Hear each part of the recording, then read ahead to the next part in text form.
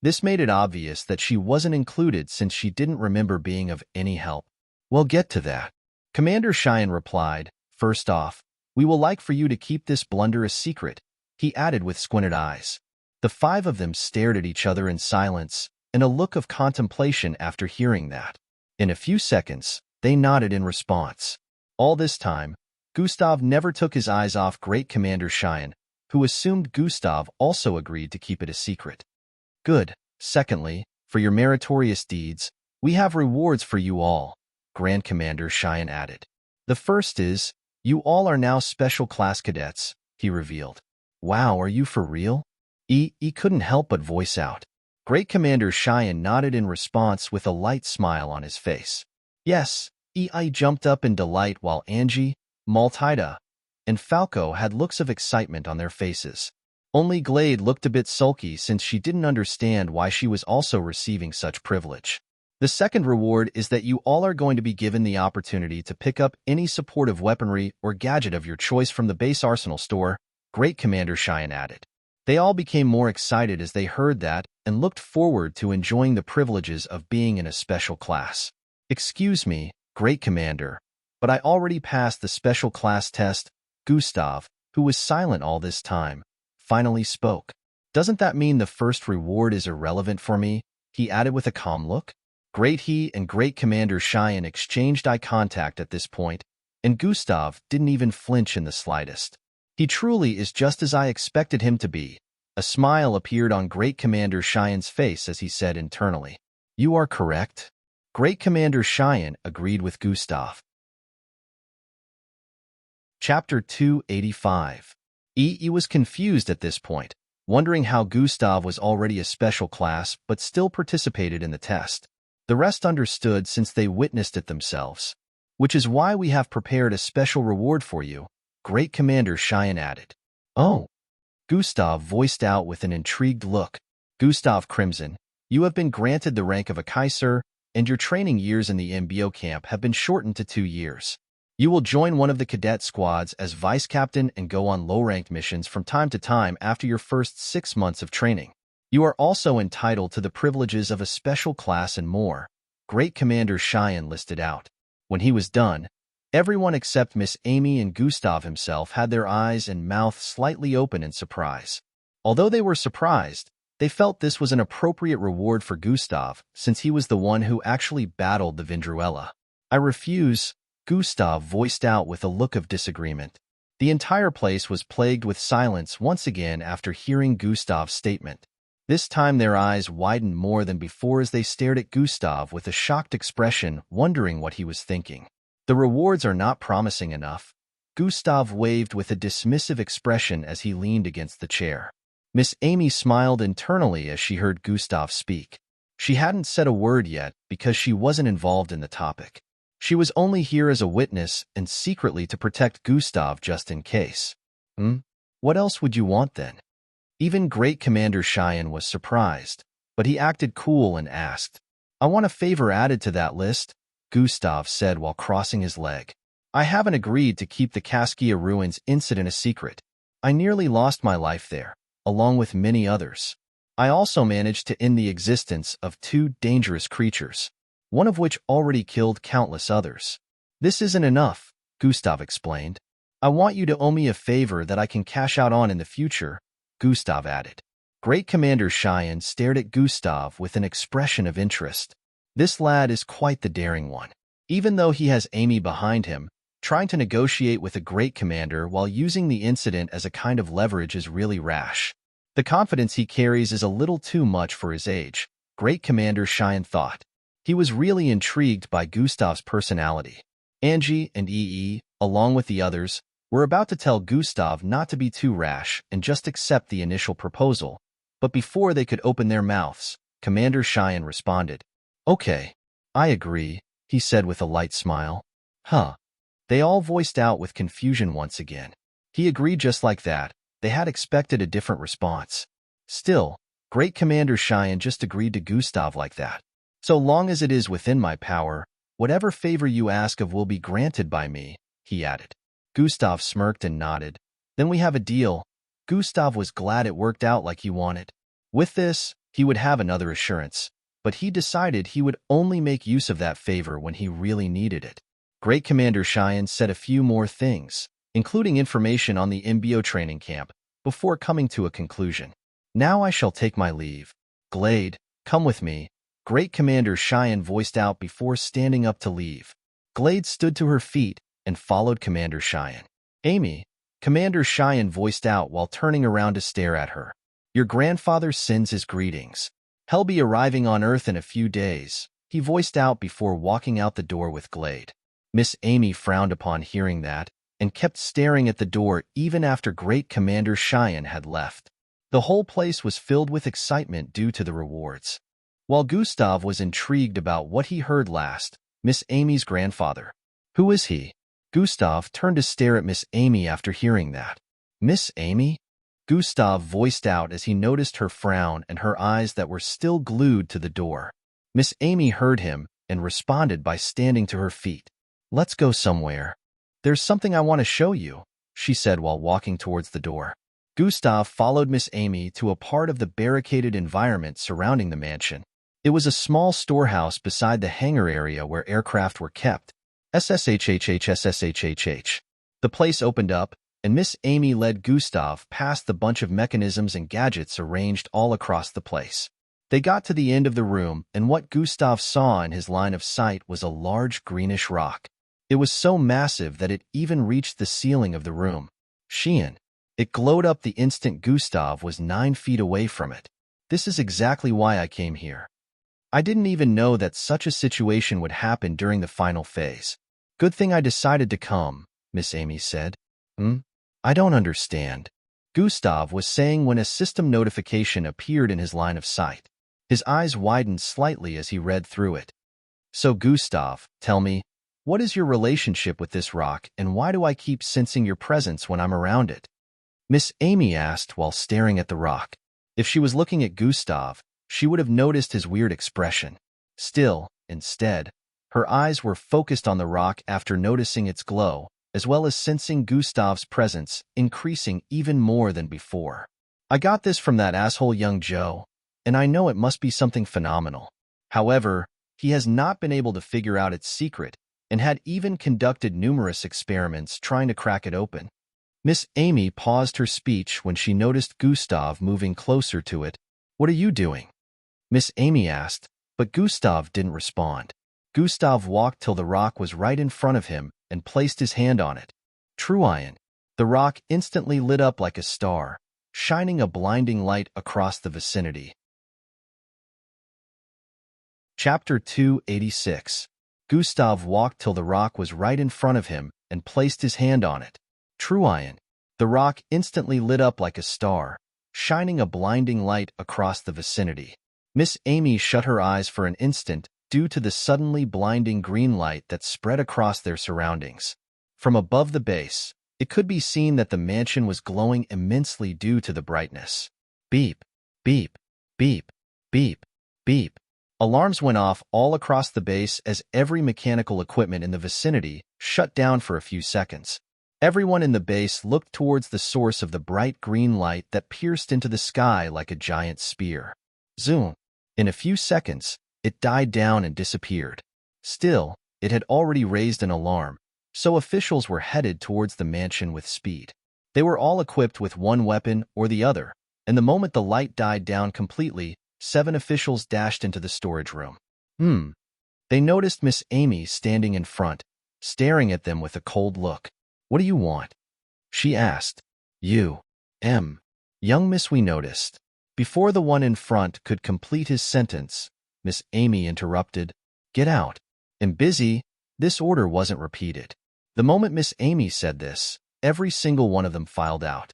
Those who were on their way here were stopped by those that Miss Amy sent out of the place.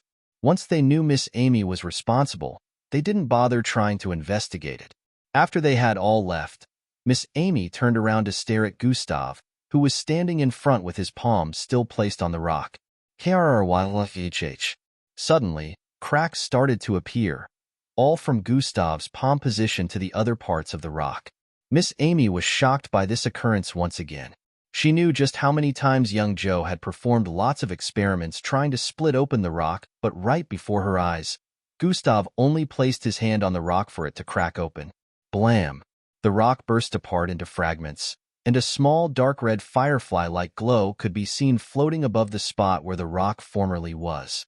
It flew to Gustav's face and floated around him. Not again, Gustav voiced out before opening his mouth. Phoom! The glow flew straight into his mouth, causing Gustav to display a slightly disgusted look. Gustav's eyes glowed crimson for a few seconds after that before he returned back to normal. He stared at the fragments of green rock scattered across the place with a look of astonishment. Now it's your turn to explain some things to me, Miss Amy voiced out from behind. Gustav smiled wryly as he turned around to face Miss Amy. But Miss Amy hasn't completed her narration earlier, Gustav reminded. The both of them stared at each other for a bit before Miss Amy broke the silence. We have to leave here first. Grab your things. We're going back to Plankton City, Miss Amy said before turning around. Gustav, too, started walking forward, but then he remembered something and turned back around.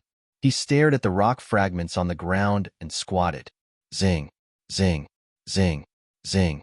He placed every single one of them into his storage device before heading out. Did you finish the merge? Gustav asked internally as he arrived within the room he slept in. Merge is complete. I am currently retrieving my full set of memories, the system replied Gustav.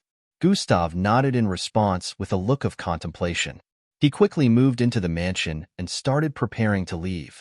Angie, Maltida, Glade, and Falco also prepared themselves to leave and be with their family for the next 2 weeks before they would return here. In about an hour, everyone was set to leave. A private aircraft had been prepared for them to leave, and everyone boarded it, including Miss Amy. He was the only one who lived in a different city among them, so he had to join the aircraft that was returning the participants from his city. While they were on the flight back home, Gustav sat by himself with a contemplative expression. Who knew that Miss Amy would be the one to find your other self? And she got it from the man, young Joe, Gustav thought. Back in the storage room, Gustav had received a notification from the system the moment he closed in on the stone. Fragment of the system found.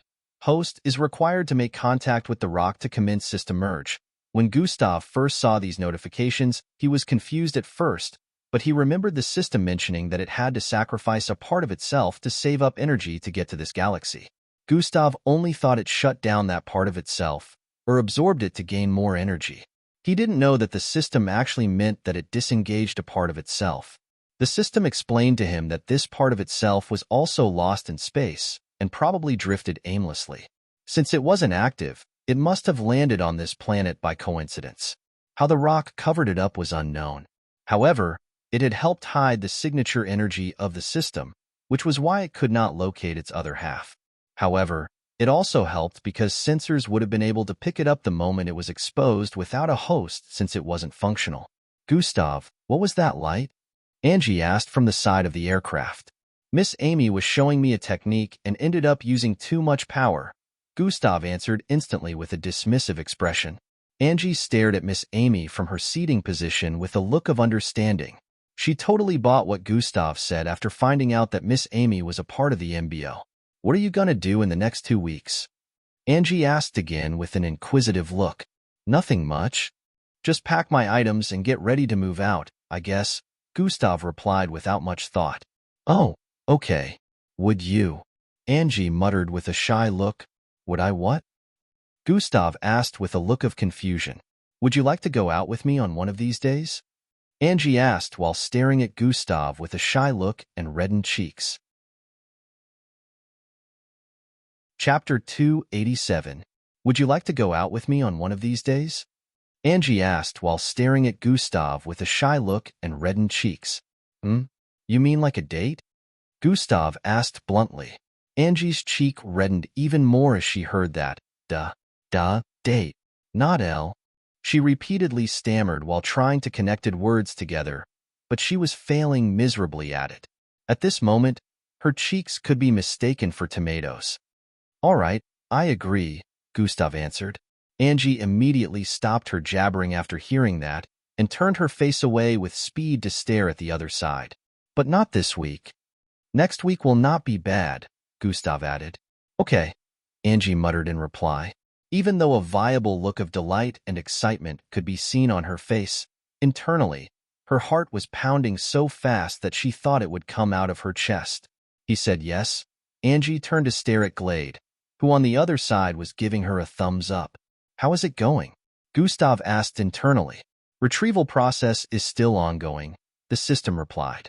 Shouldn't you be more worried about your date? The system teased with its little girl voice turning thinner and cuter. That is the least of my concerns right now. Too many other important things to worry about, Gustav responded seriously. I forgot you were a robot. You're more of a system than I am. You will remain a virgin forever. The system responded with this and stopped talking as a whole. Gustav. This damn thing is cursing me again. About 30 minutes later, they arrived at Plankton City's International Airport. As expected, the airport was crowded with lots of people, but the spot they landed, in particular, was reserved so people could hardly be seen around there. This was where Glade, Falco, and Maltida said their goodbyes since their families came to pick them in this particular area from the look of things. A man with a long white horn and greenish skin came alone to pick Glade while convoys of cars came to pick Falco and Maltida up. Both were from prestigious families in the cities, so they were treasured even more now that they had successfully gotten enlisted into the MBO. The people from each family who arrived with the convoy had plans of approaching Gustav with the intention of forming a bridge. Nonetheless, the moment they saw Miss Amy, they changed their minds and scurried away with both of them. Miss Amy already had her bike brought over, so she drove Gustav and Angie out of the airport. Gustav was once again glad to see the familiar-looking city as they traveled through the roads even. He stared at the massive buildings and the sidewalks with the teleportation circles that made trekking faster, and then the massive spatial rings in different corners of the road with vehicles streaming in and out of them. He knew he wouldn't be staying for long in the city, so he wanted to enjoy the view this time. He never liked society, but he couldn't deny that he would miss the beautiful city. Breaking news. Breaking news. The successful candidates from the MBO entrance test have been revealed. These are the top 100 candidates from Plankton City.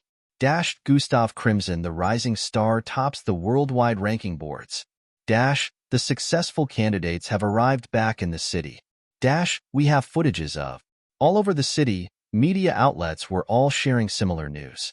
Some skyscrapers displayed footage of some events that went down during the test phase, and also the included performances of the first 100 that managed to get enlisted.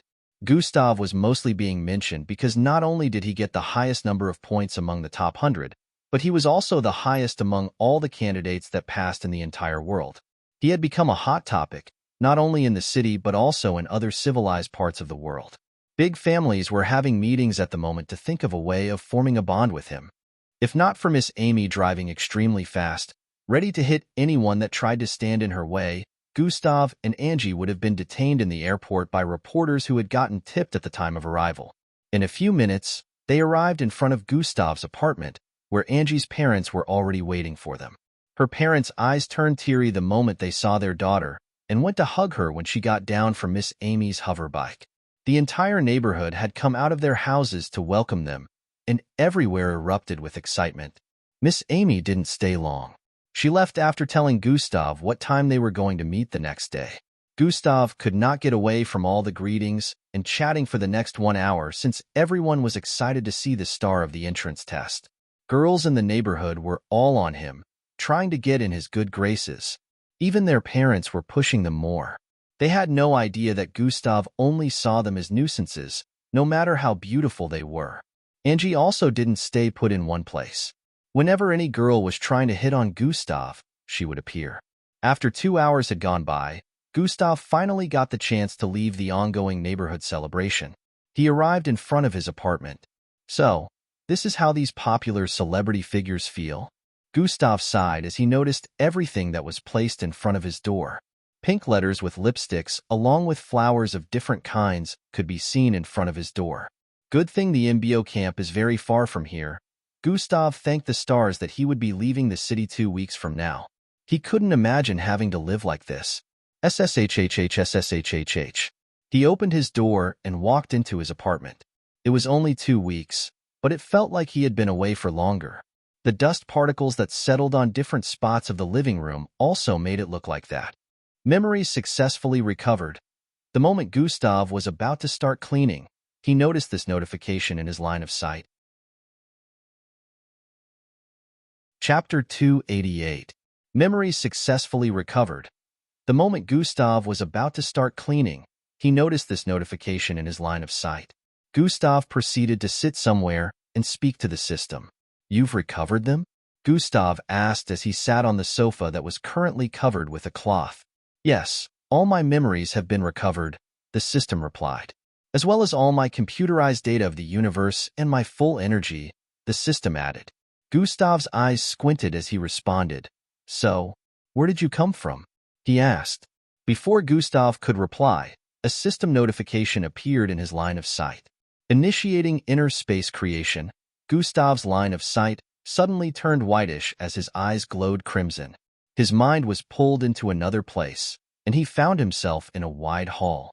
The hall was immensely large and wide. The beginning and the end could not be seen, but there seemed to be spots that had different kinds of things placed around. Far behind, Gustav could see pillars of different sizes. But these pillars weren't really pillars. They were actually rectangular in shape and transparent. Some reddish liquid was stored within these pillars. Every pillar had pints of these reddish liquids stored in a lined-up format. To the left, Gustav could see things like shelves lined up in rows and columns. These shelves had scroll-like objects placed within them. He looked forward and started walking towards the massive reddish crystal floating in midair. A short girl with a unicorn-like horn in the middle of her forehead, sporting long pinkish hair, could be seen walking towards him from up ahead. She was clad in a long whitish glowing gown. The gown was so long that it swept across the floors as she walked forward. She looked to be around 12 years of age with her small stature, but her eyes looked extremely sharp as she gazed at Gustav. Gustav stopped in front of her and asked, "Where did you bring me?" He asked with a look of astonishment as he looked around him. "Do you know who I am?" she asked, obviously a virtual representation of the system. "I'm not that dumb," Gustav answered with a dismissive look. "What makes you think this is virtual?" the system asked with a slightly repressed look as she moved closer to Gustav. Gustav was at least 2 heads taller than her, so she had to look up to stare at his face. "What part of all this screams reality?" Gustav said while making gestures at the insurmountable number of pillars, shelves, and reddish crystal floating in midair. The system pouted and swung out her left foot towards Gustav's right leg. Bam! "Ow!" Gustav exclaimed with a slight look of pain as he stared at her. "Why did you do that?" he proceeded to ask with a tone of annoyance. "Oh, so you felt it. Do you still think this is just virtual?" she asked. Gustav's left eyebrows raised slightly as he stared at her. "You're in my personal space that also contains my core. I have recovered all my energy, so I can draw your mind here anytime we want to have a personal conversation," the system stated. "So, do you mind telling me everything now?" Gustav asked. "No," the system replied bluntly. "What? Why?" Gustav exclaimed with a look of dissatisfaction. "My installed protocols prevent me from disclosing some information," the system replied. "They'll only tell you what I can. For the rest, they'll reveal them through quests," the system added. Gustav's face shone understanding as he heard that and asked, So how about revealing what you can firstly?" 2 chairs appeared behind both of them, and the system gestured for Gustav to sit. "I am a computerized digital creature that was created with the purpose of containing the secrets of the universe and something else. Anything more than that, I can't say," the system voiced out. "But you haven't said anything," Gustav said with a weird look. "All I can add is, there isn't much time left, so you have to become strong very fast for what is to come. I will issue you 2 quests tomorrow.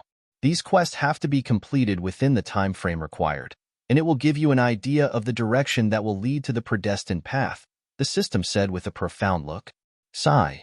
"All these, and you still haven't said anything," Gustav shook his head as he sighed. "You will have to be patient. With time, everything will be revealed," the system said. "One thing I can say for sure now is, you should prepare yourself to leave Earth in a few years," the system added. For that to happen, I'll need to be in a squad within the MBO that gets sent on intergalactic missions, Gustav said with a contemplative expression. You should start working towards that, the system voiced out before. Zrurum. Gustav's line of sight turned white as his mind was pulled out of the space. Gustav found himself staring at his room again. His eyes were squinted as he dwelled on the system's words. Instead of revealing everything, it only made me more intrigued. I wasn't even able to ask about what it was looking for, Gustav sighed with a slightly disappointed look. That. Gustav remembered the expression on the system's face as it spoke to him earlier. That already is a sign that whatever mission it was onto is something dangerous on a very serious level, Gustav thought as he stood up with a serious look on his face. Whatever it is, I will make my decision when I cross that bridge, he thought as he started cleaning up his apartment. Gustav spent about 2 hours making sure everywhere was clean. When he was done, it was night already. I hope those guys have been working hard, Gustav voiced as he went to take a shower. After he was done, he clothed himself and stepped out of his apartment. The instant Gustav arrived downstairs, he could see 2 buff men waiting for him in front. Boss. Both of them shouted out at the same time as they approached Gustav with a respectful look. Chapter 289. 6 weeks ago breaking news. We have received degrading footage concerning the disciplinary staff of the biggest school in Plankton City, Echelon Academy. From an anonymous source. This footage happens to display the students being sexually assaulted along with other forms of assault and verbal abuse. Viewers' discretion advised. Another footage includes the confession to a conspiracy involving these same disciplinary staff. According to the information we received, the school's kitchen that caused the death of 5 was orchestrated by them. The Koyan family have threatened to destroy the school after seeing their beloved third daughter being assaulted on the footage. The Echelon Academy is currently undergoing intense investigation. The 4 high school disciplinary teachers have been carted away by the police. Other forces are oppressing the police force to relinquish these 4 to them. Gustav, who was currently on his way back home, stared at the news displayed on different city screens. Several news stations were currently reporting the current incidents, and Echelon Academy happened to be the hottest topic on the news at the moment. Gustav smiled as he watched the 4 disciplinary teachers being dragged away like criminals. Due to the current situation, the school had been shut down in the meantime, so the students were urged to return back home. The school's shutdown was why Gustav was heading back home at the moment, even though it was still morning. He had successfully framed each and every one of the 4 disciplinary committee members and sent footages to the media concerning this. Miss Amy assisted him in this aspect. She gave him the contact of a media personality and helped them meet. Not only were they framed for these crimes in school, but he also added the confession of Ebunalua to it. He wanted to put them in a sticky situation first before adding the issue of the kitchen fire, so their reputation would have already taken a blow. Then when the kitchen fire situation is added, their credibility when they try to defend themselves would be at an all-time low. Again, an expected scenario was where Maltita's family threatened to shut down the entire school because she was involved. Other big families also came out to say they were going to withdraw their kids from Echelon Academy after seeing proof of what went down.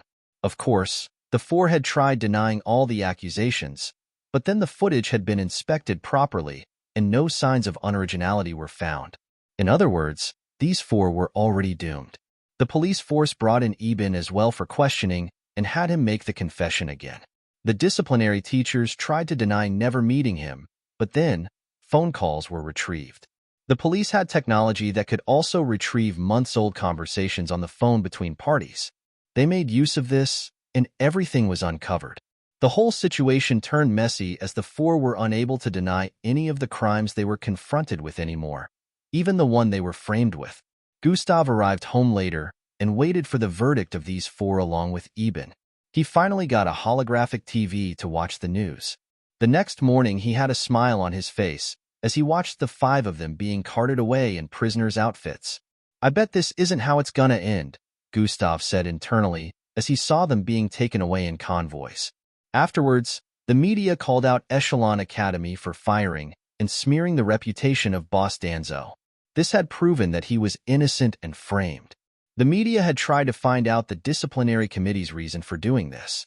Still, they were only informed that Boss Danzo refused one of their requests, and it ended up that way. This way, Boss Danzo had regained his reputation. Gustav quickly made use of the contact Boss Danzo had given him to call. In a few seconds, the call was picked. "Hey son." Boss Danzo's merry voice was heard from the other end. Gustav hadn't heard Boss Danzo's voice for roughly a month, so he felt relieved now that he had finally solved the issue. He wanted to make sure the situation was resolved before contacting him. "Boss Danzo, have you seen the latest news in Plankton City?" Gustav proceeded to ask. What's happening?" Boss Danzo asked with an intrigued tone. He was no longer in Plankton City, so he had no idea about things that went down there. "Check for news on Plankton City," Gustav stated. Boss Danzo would have to tune into a worldwide news station to figure out what was happening. "Oh my name has been cleared?" Boss Danzo voiced out from the other end with a tone of disbelief. Gustav smiled as he heard Boss Danzo speak. "How did this? Don't tell me you did something?" Boss Danzo asked. "Doesn't matter. What matters is now you can come back," Gustav replied with a wider smile. I'm very glad about this. It's good. Really good news and much appreciated, my boy." Boss Danzo didn't ask how he did it because he knew Gustav was tight-lipped. "But I hope you didn't suffer any troubles while trying to clear my name. Also, are you fine?" Boss Danzo asked with a worried tone. No, I'm perfectly okay," Gustav voiced out as he recalled the beating he dished out to Ebunalua. "He should worry more about those involved," Gustav said internally. He knew Boss Danzo wasn't the violent type, so he tried solving this in the most non-violent way possible. Ebunalua's torture session was absolutely necessary. However, if something happened afterwards, he wouldn't be involved anymore. "So, when are you coming back?" Gustav proceeded to ask. "About that, I will not be coming back anytime soon, my boy," Boss Danzo replied with a slightly saddened tone. "Oh, why?" Gustav asked with a low tone as his excitement slowly died down. "I'm currently dealing with something over here. It will take some time before I am done, but don't worry. One of these days we'll see each other again," Boss Danzo voiced out heartily. Gustav felt a little down hearing that, but he responded with okay. Chapter 290. I heard about the upcoming entrance test phase. I'm sure you're working towards it. Boss Danzo and Gustav continued on the call for about 20 minutes, catching up on different things before they ended the call. Boss Danzo reminded Gustav to keep watch of his granddaughter once he got into the MBO training camp before the call ended. Gustav laid on his bed with a smile on his face. Although Boss Danzo wouldn't be returning yet, he was glad that he had solved the situation. "Maltida really let me do that for the sake of being my partner in the MBO. I need to give her the benefit of the doubt because no other girl would be willing to do that," Gustav thought as he stood up and proceeded to go complete his tasks for the day. In her household, Matilda sat close to the window side and stared out through the window. "I hope he acknowledges my sacrifice for him," she said internally while placing her hand on her left chest area with a look on her face. "I've pulled some strings behind the scenes to make sure those four get more punishment." The next day, after performing his daily tasks, Gustav tuned into the news. Another breaking news was being displayed. After the disciplinary teachers and Eben were given a sentence, they were to be transported to a maximum security prison on various charges. While on the way, the vehicles carrying them were hijacked by unknown assailants, and they were all abducted. These unknown assailants laid waste to the squad transporting them and smoothly completed the abduction operation. Everyone already suspected that this must be the doing of one of the big families who didn't want them to get off with just imprisonment. Surprisingly, Maltita's family threatened the police to make sure they found those assailants. This made people question if they were truly the ones that abducted them or not. Gustav already concluded that they had to be the ones. He felt the threat was just a way to cover up their tracks and reduce the suspicion people would feel towards them. Now they will suffer a fate worse than death. Gustav smiled as he thought. He knew just how brutal these big families were when it comes to handling situations that affected their image or any one of their members. He knew that he would have found himself in this same situation had it been proven that he was the cause for Hung Ja's current predicament. Gustav sighed in relief as he moved to his reading chair to check some things on his holographic computer. It's time I started making plans on how to handle the situation of the neighborhood after my departure, Gustav said internally as he started checking things on the internet. Side story 2. A week went by in a flash, and during this time, the whole incident had died down. The disciplinary committee members were nowhere to be found even after the police force had searched far and wide. Echelon Academy later reopened after giving a formal apology to everyone involved, especially Boss Danzo and Maltida. All the staffs of Echelon Academy were to undergo re-evaluation, according to the government, to be sure that the others were in their right minds. Of course, Miss Amy excluded herself, and no one was able to do anything about that. From that day onwards, the teachers minded the way they interacted with the students, and cameras were now placed in the offices to monitor their activities. The mixed bloods that used to be discriminated against due to low bloodlines were no longer on the receiving end of bullying like before. Even when it happened, the teachers will interfere since they were being monitored 24/7. They wanted to make sure they looked responsible at all times for fear of losing their jobs. At this time, only 3 weeks were left before the start of the much-anticipated MBO entrance exams. Gustav had already thought of a way to handle the problem of his absence. He decided to make a kind of night guard agency that will specialize in keeping the neighborhood safe while he was away. The money would be generated from the people living in the neighborhood, and from there, he would pay his workers. At this point in time, he was searching for mixed blood recruits that had reached the serial rank to work for him. Gustav knew it was impossible to find youngsters at this level, so he knew only fully grown mixed bloods that could no longer increase their ranks would be interested. Gustav used the internet to place ads on different sites and waited for feedback. While this was ongoing, Gustav didn't neglect his training with Miss Amy, neither did he stop infiltrating the border. On this particular day, Gustav had successfully gotten all his stats beyond 50 points. He got an exponential increase in strength overall the moment he got to this point. Gustav infiltrated the border again and decided to visit one of the places he hadn't checked out yet. After traversing through some parts of the dense forest area, he came across a sloppy area that extended upward with small stones packed together in a bunch, placed on different parts. These small stones had green bushes surrounding them. Gustav found it a little weird because not only were these stones packed together in a bunch all around the place, but there was also no vegetation beside the green bushes surrounding the stones for the next 2 miles. This area was void of trees and plain grass, and it kept extending upwards. Gustav walked in the midst of these stones and even activated God Eyes to check them out. Still, he noticed nothing out of the ordinary. Gustav kept walking through their midst for several minutes, checking some of them out while skipping the rest. So, there's nothing here, Gustav said internally as he arrived at the top of the slope and could still see nothing besides these bunch of stones scattered all across the place. Gustav was about to go back and head towards another place in the border when he thought of something. I haven't seen a single mixed breed around here. Neither could I find one around the route that led here on my way to this place. As he came to this realization, he thought, that means this is the territory of a powerful one. How does the map not have a red dot here? He had discovered this a bit too late because just as he wanted to leave, the ground started to vibrate. VRRHHHYYYYYYHHHH. Chapter 291. He had discovered this a bit too late because just as he wanted to leave, the ground started vibrating. VRRHHHYYYHHHH. Huh. Gustav exclaimed as he noticed the ground started to split open in different places.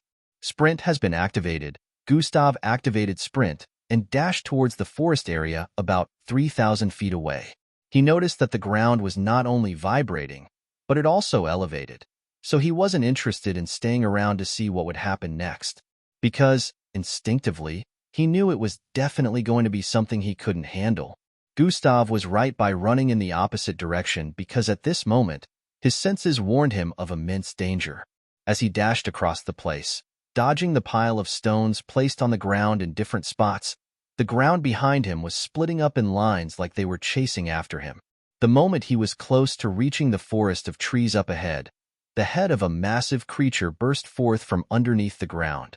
The creature's head was rhombus-like in shape, whitish in color, with one massive eyeball in the middle of its head and another massive eyeball underneath its large mouth that happened to be in the middle of both eyes. Its head was full of weird, wriggling, whisker-like things that protruded out of its skin. As it shot out of the ground, the weird stones that were in a bunch around the place could be seen glued to its massive body that was like that of a snake.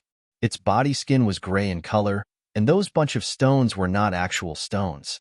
Instead, they were a part of its skin. The tip of these bunch of stone-like things opened up, and fumes of green gases oozed out of it. The creature was so massive that it would only need a single lunge to arrive before Gustav. Gustav only turned around to stare at it for an instant. In that instant, he scrutinized the creature's features and turned back around to run at full speed. "I can't win against that," Gustav said internally as he activated combination. Sprint plus whoosh. An air streak was cut across the place as Gustav's body dashed through the forest of tall trees with immense speed. The creature stared in the direction of the forest as it noticed dust forming a long trail. Its two massive black eyes squinted as it opened its massive mouth that was in between. Swai. The creature, who had obviously noticed Gustav, delved downwards towards his position. Grai. Trees were uprooted from the ground as its head smashed into them while they moved. In almost an instant, it arrived behind Gustav, who had already gotten quite a distance away earlier. Luckily, Gustav had already predicted this, so he was already descending. Vroom. Gustav's body descended, causing the creature to miss him as its body kept extending forward and was only a few centimeters above Gustav. Gustav noticed one of the pointy bunches of the stone-like objects on the creature's body slashing towards him from ahead. The creature was still moving forward due to missing Gustav, but this stone-like object was heading towards Gustav, who was lying on the ground with immense speed. Grab. Gustav reached out and grabbed the rock as it arrived before him. Swoosh.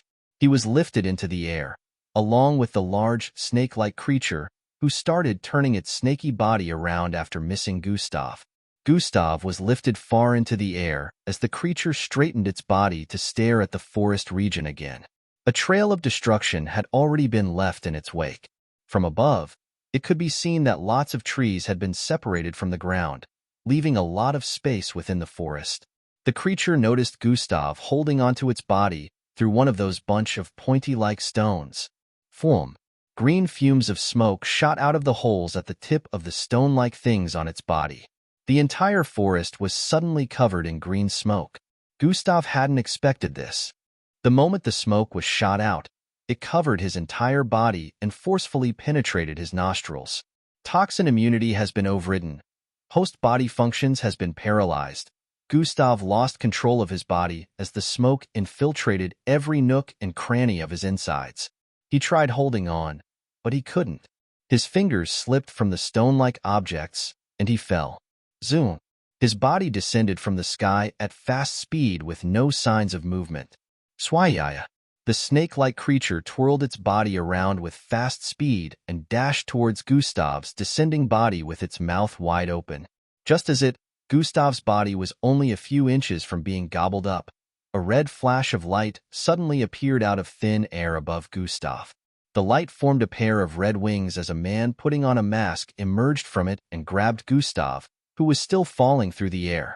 He pulled Gustav into the light, and they disappeared together. Paralysis will wear off in 10 seconds.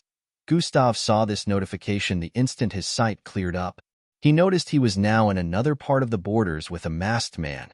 The masked man was about 7 feet tall, clad in a long black cloak that covered the upper part of his body completely.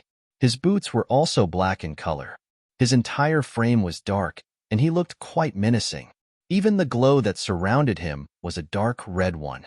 "So, you finally revealed yourself," Gustav voiced out while still lying on the ground. The man squatted in front of Gustav and stared at him. "You must have inhaled that gas, which means you'll be paralyzed for the next 12 hours. Are you not even scared of what I might do to you?" he said with a husky and low tone. "Nah. You have been watching since. If you wanted to do something to me, you'd have done that already," Gustav replied without a tone of worry. You are one weird kid," they'll say. The man proceeded to ask before standing back up. So, what did you want? Why have you been watching me? Who are you? Gustav asked in quick successions while standing to his feet. What? You've regained control of your body already? The man asked with a tone of surprise. Chapter 292. So, what did you want? Why have you been watching me? Who are you? Gustav asked in quick successions while standing to his feet. You've regained control of your body already? The man asked with a tone of surprise. Gustav shrugged off his surprised exclamations and asked again, Who are you? I should be asking the same question, kiddo. His eyes suddenly turned fierce. You shouldn't be here. Someone on your level of strength should not be able to get into this place. He voiced out suspiciously. Gustav stared back at him. That mask already proves that you also shouldn't be here. This means you want your existence to remain unknown. But as for me, I don't really care because the situation can be handled even if someone figured me out. So, who are you? Gustav asked without a hint of fear written on his face. So, this is the thanks I get for saving you, the man voiced out as he turned around. I do appreciate your assistance, but I don't like being watched. Certainly, you have a motive for being here, as do I, Gustav replied. Are you not in the least bit scared that my motive for being here is evil and disastrous? The masked man asked again. It wouldn't really matter to me unless it clashed with my motives. But if you truly were having evil intentions, then why save me? Gustav voiced out. Out of interest? I may be intrigued. There can be so many reasons for that, the masked man replied. That's a load of bullshit right there. Anyways, are you gonna answer me, or what? Gustav asked with a solemn tone. A low sigh escaped from the masked man's mouth as he walked towards the tree up ahead and leaned his back against it. All right, kiddo, I will mention a few things to you, and afterwards, I expect you to give me a response too, the masked man voiced out. The masked man proceeded to tell Gustav that he had been on a mission within the border for the past 1 month. He mentioned that he was tasked with observing something by a mercenary organization. There is a device that I am meant to locate that was lost within the borders of your city, he concluded with this. A device? Gustav voiced out with a contemplative expression. A small explosion occurred within an aircraft that was passing over here some time ago, and that device happened to fall out of it. Its last known location was within the borders, he explained. What does it look like? Gustav asked. Tap. Troyan. The masked man tapped his left sleeve area, and a holographic projection of a cylindrical-shaped item appeared above his arm. This cylindrically shaped item looked similar to old age batteries, but it was yellowish at the top and had a pyramid-shaped head. So what does that have to do with why you have been watching me? Gustav asked.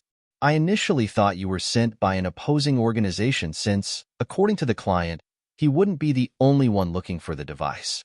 He said if others caught wind of it, they will also arrive here searching for it, and clashes would happen. He explained. After watching you for some time, I realized that your only purpose of coming here was to murder the mixed breeds and take their power, he added while observing Gustav's expression. Yes, I know about your multiple abilities. I have seen you use them, he voiced out with a tone of astonishment. I still wonder how a person like you exists. Making use of different abilities, he said with bafflement. What do you intend on doing with that information? Who else knows? Gustav asked. He didn't look worried as one would expect. This was because Gustav was aware that the man must have been watching, so there was no way he'd hide his abilities and risk ending up getting killed by the mixed breeds he was battling. If I were to have told anyone, you wouldn't have a moment of peace.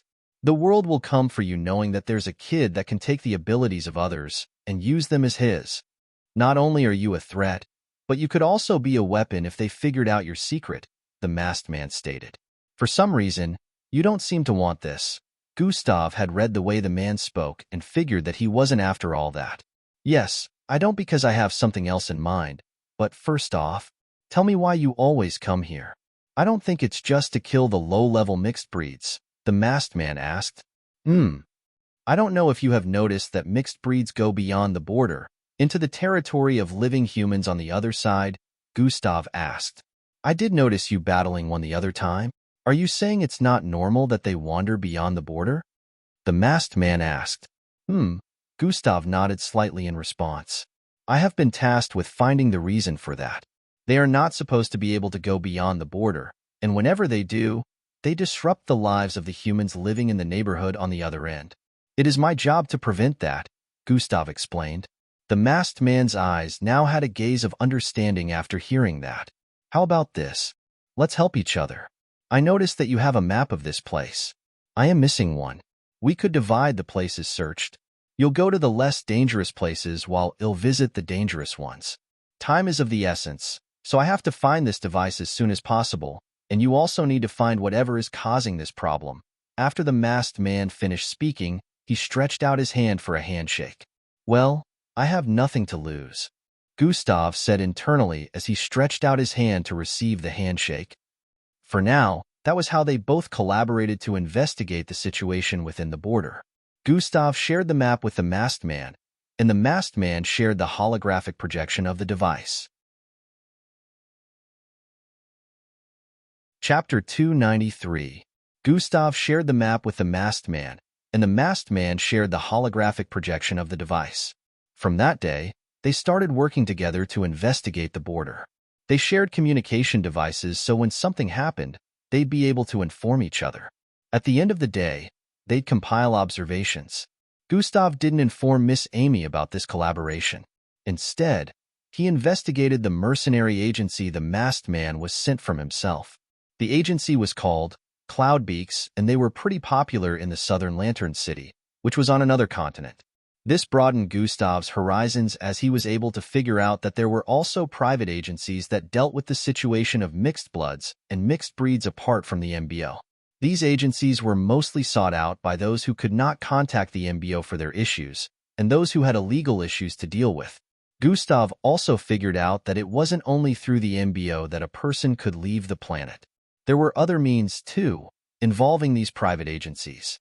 In the next 3 days, they were starting to make progress on Gustav's part, but not so much on the masked man's side of the investigation. Gustav was able to trace residual energy that caused the opening of one side of the border, which gave another mixed breed the opportunity to escape. Gustav asked the masked man to deal with the mixed breed that was given a chance to escape while he traced the energy. The problem was the energy disappeared without a trace before he was able to pinpoint the exact location. However, he was able to pinpoint a part of the border that the energy came from. This part was where he had to investigate to find out what exactly was causing these occurrences. Gustav investigated that particular environment for almost an entire day and found nothing out of the ordinary. It was only a small forest area with a pointy mountain in between. The mountain wasn't very tall, but it was very pointy and couldn't be climbed due to that. The trees in the area surrounded it like they were guarding it. Even the masked man had to show up and assist him in the investigation since he didn't make any progress. But he also didn't find anything out of the ordinary. I just have to wait till it opens up the border again, Gustav said internally as he sat beside the pointy rock. Another part of the border has been opened again, the masked man voiced out the instant Gustav sat down. What? I didn't even sense anything, Gustav voiced out as he jumped to his feet. The border was about 700 kilometers from this area, which would still take Gustav a significant amount of time to travel. Sure. A dark red glow appeared around the masked man as he grabbed hold of Gustav and leaped up. Thirtuum. They immediately found themselves several hundred meters in the air, dashing towards the border with immense speed in midair. In a few seconds, they were closing in on the border in the air, and Gustav could already see 12 feet large greenish-looking scorpion going through a hole that had been created within the border. God Eyes have been activated. Gustav immediately activated God Eyes and stared at that part of the border. His line of sight suddenly changed color as living things around him turned purple and red. I can see it, Gustav voiced out as he noticed some blue-line streaks retracting at fast speed away from the border. These stakes were moving underground, which was why the masked man couldn't see it. He stared at Gustav's green and scarlet, glowing eyes and understood that he was using one of his powers to see something that he couldn't. It's moving very fast. I won't be able to chase after it with my current speed, Gustav voiced out as he watched the energy move at a very fast speed. Normally, the masked man would go after the mixed breed, so Gustav would chase the energy and see where it's headed before all traces of it were erased again. However, the problem was Gustav wouldn't be able to give a proper chase. Are you ready? The masked man asked. Ready for what? Gustav responded with a confused tone, but there was no response. The masked man used his left hand to shoot out red streams of energy which formed a long line ahead. At this point, their momentum was coming to an end, and they were already descending from the air. The masked man held Gustav with both hands and flung him towards the line he conjured in midair. Foom! Gustav's body ascended once again, while that of the masked man descended. The instant Gustav's body made contact with the red line, his body pulled the red line backwards for about a second like it was made of rubber before he was catapulted forward with intense speed. Virgian. Swing. Gustav's body was propelled forward by the red line, which later disappeared from midair after sending him forward. The masked man had gone after the mixed breed that escaped through the opening at this moment. At the same time, Gustav kept his eyes on the ground to watch the streaks of energy as his body traveled across the air. His body flying through the air was keeping up with the speed at which the energy was retracting, but he hadn't thought about how he was going to land. Foom! In a few more seconds, they arrived back at the suspected area again, and the streaks of energy slowed down a bit as it moved underneath the ground in between the roots of the trees. Gustav's body was already descending at this point, but the stake of energy was still moving fast towards the east side of the large pointy mountain in between. Swayaya. Gustav activated enlargement and grabbed hold of the branch of a tree as he descended. The branch of the tree snapped in half due to his fast descending speed, but Gustav was able to land without causing himself any form of injury after breaking the fall. Swoosh! He dashed forward with immense speed after combining both dash and sprint to chase after the residual energy. However, in a few seconds of moving, the energy disappeared once again without any trace. SHHHSSHH. Gustav paused his movement as he arrived on the east side of the pointy rock, where trees could be seen everywhere. Gustav stared forward. This time, I will get you, he stated as he moved forward. He stopped in front of a lineup of 6 trees and started circling around them. Although Gustav was unable to compete with the speed of retraction, he still used God eyes to zoom in his sight, so he was able to see where the residual energy had disappeared without a trace. And that just happened to be beneath the ground around where these 6 trees were located. You need to get over here. Gustav touched the small button on the side of his ear as he spoke. A blasting sound rang in Gustav's ears before he got a response. I'm on my way. Chapter 294. You need to get over here. Gustav touched the small button on the side of his ear as he spoke. A blasting sound rang in Gustav's ears before he got a response. I'm on my way. As the line got cut off, Gustav decided to check out the area while waiting for the masked man to arrive. God Eyes was still activated, so he looked around the area, checking out the ground and the trees, but he couldn't find anything out of the ordinary. The trees were just trees, and the ground had nothing like an energy source hidden under, since that was what was being displayed to him by God Eyes. Foom! A loud wind-slashing sound reverberated across the area, causing Gustav to stare upwards. From the northeastern side, a red line could be seen moving across the sky at net-breaking speed. Wind blew across the place as the red line descended towards Gustav's position. Bam! The masked man landed in front of Gustav, causing the wind to blow his hair backwards a bit. Over here. This area is where the traces of those streaks of energy disappeared, Gustav said while walking around the 6 trees and making gestures towards them. The masked man also observed the area just like Gustav, and after a few seconds, he spoke. I don't sense anything, Eth. Oh wait, I think I sense something now. His eyes squinted as he moved around the 6 trees. It's very faint, barely noticeable, and it reduces by the second. The masked man could tell that if he wasn't this close to the trees, he wouldn't even be able to sense anything. They had also investigated this area yesterday, but couldn't find anything. So, he guessed this must be because the energy just retracted, so it left extremely faint traces that would disintegrate completely in a few seconds.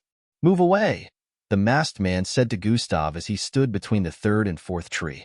Gustav did as he was told and distanced himself from the area a bit. The dark red energy covering the masked man suddenly surged intensely, dyeing the entire vicinity with a shade of dark red. Vroom! A massive surge of red waves suddenly burst forth from his figure. Bang, bang, bang, bang. For trees in the surroundings were instantly blasted apart, causing the space around him to get cleared.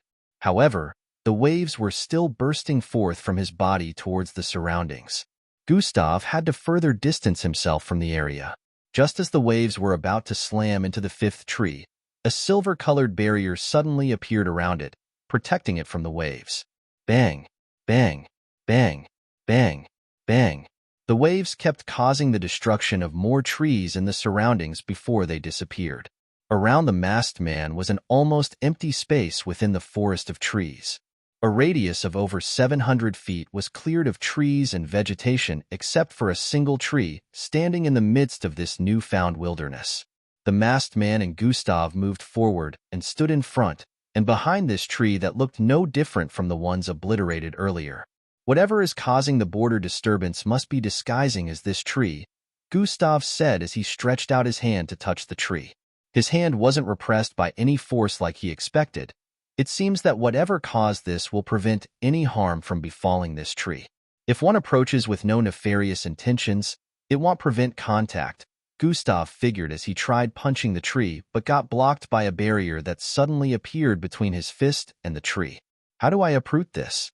There's no way I can let it remain here since it's the source of the border's disturbance, Gustav muttered with a look of contemplation. Atomic disintegration? Gustav thought as he contemplated on the amount of energy that would be spent to disintegrate enough atoms that the barrier contains for him to phase through. No. I will spend too much energy and end up being weakened. Let me try this instead. Gustav stretched out his hand to touch the tree. What are you doing? The masked man asked with a look of suspicion. He was also trying to reach for the tree, but he was being prevented. I want to try something, Gustav said as he suddenly clenched the tree tightly, causing his fingers to dig into the surface of its barks. Gustav had disguised his intentions and causing the tree not to put up its defenses when he reached out for it. At the moment, he was pulling the tree with as much strength as he could muster with his fingers, digging even more into the tree. The masked man was surprised because even he could not make contact with the tree, even when he also tried disguising his intentions like Gustav. What he didn't know was Gustav's ability to shapeshift had played a huge role in this. He moved over to help Gustav, but just as he arrived behind him, the tree blasted out silver-like energy, causing Gustav to be blown backwards. Bam! Gustav slammed into the masked man, who grabbed hold of him and slid back by a few inches. Don't worry. They'll handle it, he said while letting Gustav down. I thought you couldn't break through it earlier? Gustav said while turning to the side to stare at the masked man. I was only probing it earlier. Now that we've pinpointed the exact one, it won't be a problem to knock it down, the masked man replied while stretching out his right hand. Serene. Boom. A massive wave of red energy shot out of his arm towards the tree. Triuin. The barrier appeared again, protecting the tree from the blast. However, the massive energy blast was still being shot out in waves. Gustav watched with a look of astonishment as cracks began to appear around the barrier.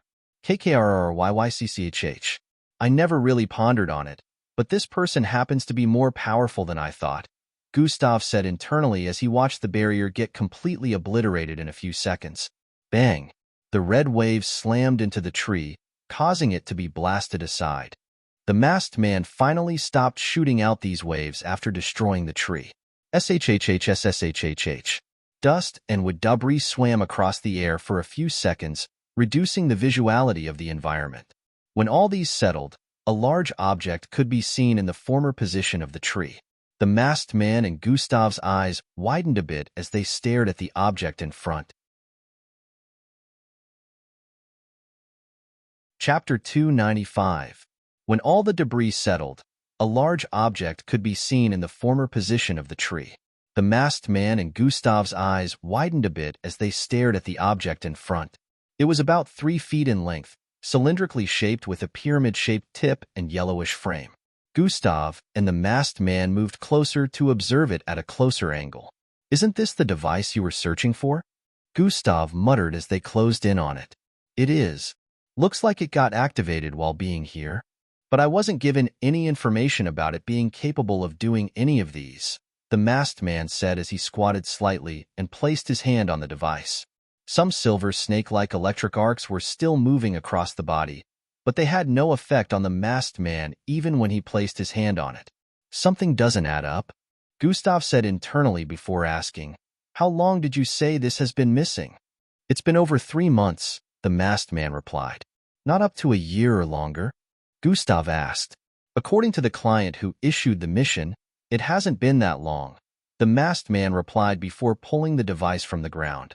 "The neighborhood has been experiencing this situation for a way longer period than the device has been lost. So how is it responsible for the opening of the border?" Gustav wondered with a contemplative expression. "Hey, come see this," the masked man called for Gustav while staring at the hole created on the ground from blasting the tree away. The hole wasn't very visible before, but after the masked man moved the device, rays of sunlight penetrated it, making the space underneath visible. Gustav moved a few feet forward and squatted on the other side of the hole. What is that?" Gustav asked with a confounded expression. They could see a metallic-looking stage-like object underneath the ground. It had steps on all sides, and it extended beyond how far they could see underneath the ground. In its middle, there was a pointed red pole. Just what is that thing? Gustav wondered out loud. It was structured in a way that didn't make sense to him, so he had no idea what he was looking at. Whatever that thing is, it must have been drawing power from the device which is used in opening the border at specific times, the masked man voiced out. Gustav also figured that this must have been the case. Either way, this means Arkala. Before the masked man could complete his sentence, he suddenly sensed something and squinted his eyes. Phoom! He suddenly grabbed hold of Gustav in one hand and the device in the other as he jumped backwards. Boom! A loud explosion resounded at their previous position as smoke and fire spread across the place. SSHHHSSSHHH. Luckily, Gustav and the masked man were able to escape the explosion as they found themselves several hundred feet behind their initial position. They were still even sliding backwards due to the masked man's immense speed. As expected of the Red Shadow, not only did you manage to dodge my surprise attack, but you also protected the kid and the merchandise. Your reputation truly precedes you. A loud feminine voice could be heard coming from within the explosion. A feminine stature in a black combat uniform and brown helmet walked out of the flames like it was nothing. "But you're right where I want you," she voiced out next. Before the masked man could wrap his head around that, a yellowish streak, the size of a thumb shot through his left arm from behind. Splurt! Plop! His entire left arm was severed from his shoulder, causing the device to fall along with it. Gustav's eyes widened as he saw blood splatter across the place. I couldn't even sense it. Neither could I sense her presence before she appeared. Ugh! The masked man voiced out in pain as he let go of Gustav and used his right hand to grab hold of his left shoulder. A trap? She was here from the start, and I was unable to sense her. His eyes turned fierce as he stared at the feminine stature approaching. "Vamp witch," he muttered. "Thank you for getting the T-67 device for me. They'll be taking that off your hands now." "Oops, my bad. You only have a single hand now," she voiced out while stylishly walking forward without a care in the world. The masked man quickly grabbed hold of the device with his right hand as he stood upright with speed.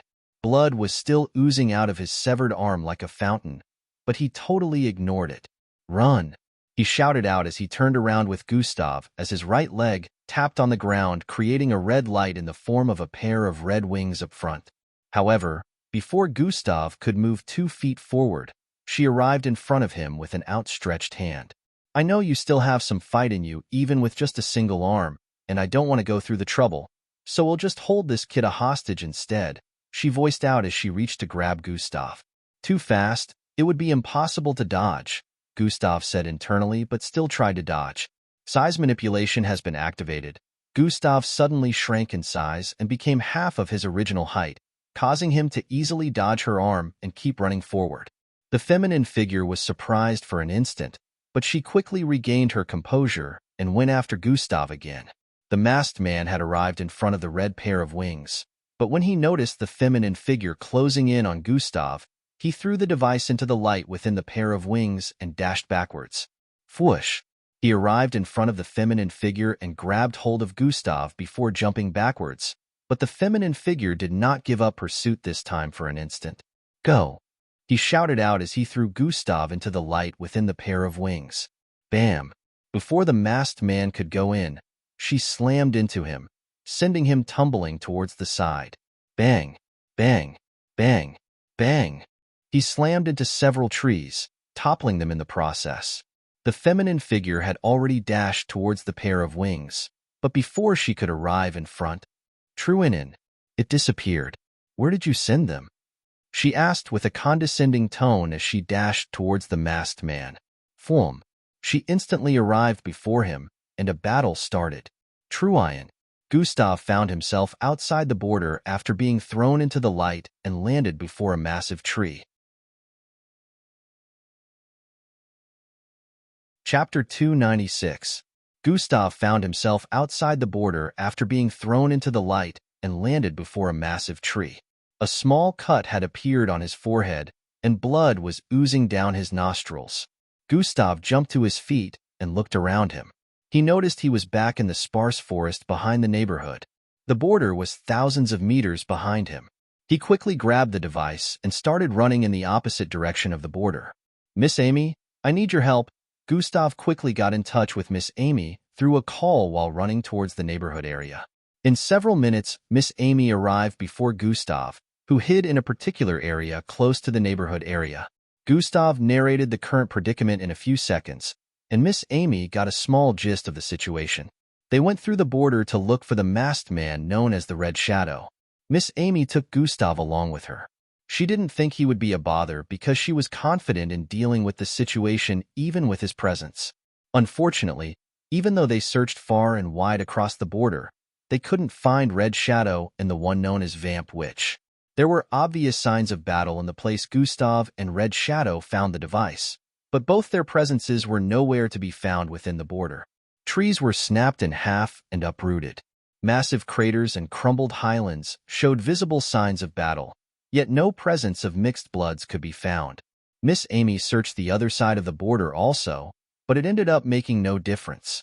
Even after rounding up the place for hours, it was still the same result. Miss Amy and Gustav settled at the location of the battle and checked out the device. Miss Amy scrutinized the device properly. I can't say I know what this thing is precisely, but it does look like a key, Miss Amy said to Gustav as she held onto the 3-feet-long cylindrical-shaped devices. A key to what? Gustav asked. No idea, but it seems pretty powerful to have been powering up whatever was responsible for the opening of the border, Miss Amy said as she walked towards the hole created from blasting away the tree, disguising the device earlier. She squatted in front of it and stared at the unknown platform underneath the ground. Just what is this thing? Miss Amy muttered underneath her breath. She dropped the device in her hand to the ground and started making some calls. Doesn't this mean I've solved the neighborhood issue? Gustav said internally. He would have been celebrating this since it was good news, but he was bothered about the fact that the Red Shadow might have sacrificed his life for this. He felt no one or nothing was worth sacrificing life over, especially not in this shitty world. I shouldn't jump to conclusions. If I ever see him again, he'll repay today's favor, Gustav said internally. Miss Amy called in a squad who proceeded to take the device away with the purpose of investigation. Some part of the squad stayed behind to dig open the ground and reveal what was underneath. Miss Amy later returned Gustav back home and promised to give him feedback on the situation as well as updates about Red Shadow if she figured anything out later. The days went by in a flash, and Miss Amy gave Gustav some information. The structure found underneath the ground was a kind of machine that had run out of power some months back. It was the cause of the border opening up at specific times, but when it ran out of power, the T-67 device fell to that area by coincidence and ended up powering the device back up again. Miss Amy said they hadn't still discovered how the machine got there or the purpose of the T-67 device, but they were still investigating. Also, there was still no information on the Red Shadow. It wasn't until a week later that Miss Amy finally discovered the location of the Red Shadow agent. He was found to be alive, but in a crippling condition. Gustav figured it was because of the battle, but it was said that he would be okay in a bit. so Gustav later stopped worrying. After the Red Shadow recovery, the whole situation was no longer in Gustav's hands. It was now the Red Shadow and Miss Amy's business, i.e., how they would handle the T-67 device. Gustav decided to focus on his own situation. He had gotten feedbacks from the ads he placed on the internet about a job, but then the neighborhood situation had been solved. Mixed breeds would no longer appear in the neighborhood, so Gustav had to think of a new purpose for the agency he was going to create. The labs and restaurants still need the flesh of mixed breeds, and there are still lots of them within the border. A smile appeared on Gustav's face as a new idea came to his mind. Gustav thought of creating a hunting agency first off. I only need to get weapons and some drugs for safety assurance since I already have the means to get through the border, Gustav thought. He still had the map that marked out dangerous spots within the border. Nevertheless, he remembered that some dangerous places might not be marked out, just like how he had encountered that massive serpentine mixed breed. Gustav decided to task himself with marking out such dangerous and unknown spots himself with the help of Miss Amy before creating the agency. The border was massive, and at least 50,000 mixed breeds lived within, so Gustav doubted that they would run out of mixed breeds to hunt. The next weeks before the start of the MBO entrance test were spent training, and preparations were made for the starting of this hunting agency. Gustav decided to name it the Crimson Hunting Agency. This was the first place he inputted the money he had been gathering all this time. End of side story 2. Chapter 297. Months back, the neighboring cities and Plankton City had a school exchange event. After it ended, all schools returned back to their cities. Echelon Academy happened to be among the schools along with Black Rock schools. They returned together since they happened to be from the same city. Unfortunately, the journey was not going to be as smooth as they had thought. It was still early, around 8 in the morning, when they finally got to the outskirts of Atrahia City, which happened to be where the event was hosted.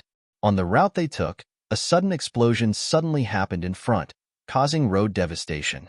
The vehicles transporting the students had to stop midway, seeing the destruction happening in front.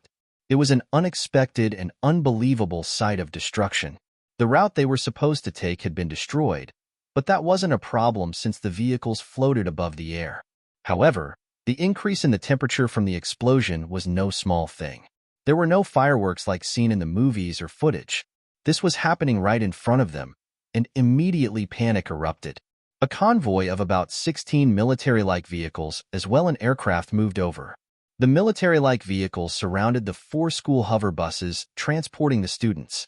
Figures dressed in red combat wear and masks stepped out of the vehicles armed with advanced weaponry. "Step out of the vehicles," one of them shouted out as they pointed these weapons at the vehicles. The teachers within the hover buses were shocked. It was obvious these weren't military personnel. Neither did they look like they were here for the purpose of performing good deeds. Ruckus. Chatter. Ruckus. Ruckus. Everyone stay in. Drive R. Make sure the doors remain locked.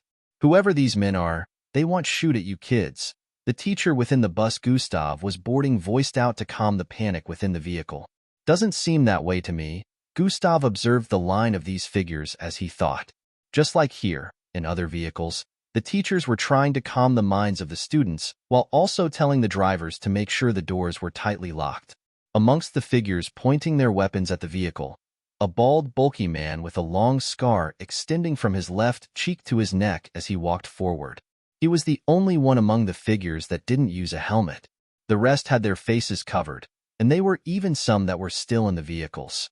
"Step out of the vehicles, or my men will open fire," he voiced out as he stood in the middle of the 4 hover buses. "Stay in. There's no need to fear. They dare not open fire. The authorities must be on their way now," the teachers assured the students within, but in the next moment, "Fire!" the bald man shouted out. Bang! Bang! Bang! Bang! Bang! Bang! The figures immediately opened fire and started bombarding the 4 vehicles with intense shots. Red and purple beams were shot out repeatedly, causing the hover buses to vibrate intensely. The teachers and the students within panicked. Luckily, the buses were built with a strong protective covering that prevented the fire of these weapons from penetrating. All the teachers within the buses were mixed bloods. However, they weren't very powerful. so they felt it would be foolish for them to go against this unknown gang that they had no idea about. The bombardment went on for some seconds, but when the bald man noticed that they were starting to spend too much time, he finally decided to act. He raised both his arms upwards, and his body started glowing a bright blue light. SSSHRRHHHH. Dark clouds began to gather from above. Trahayik. A big lightning bolt descended from above and landed on his figure. SSHHRRKKH. His entire frame was now coated in lightning arcs. The students watched with astonished looks as he clasped his palms together, causing 4 big, circular lightning orbs to appear around him.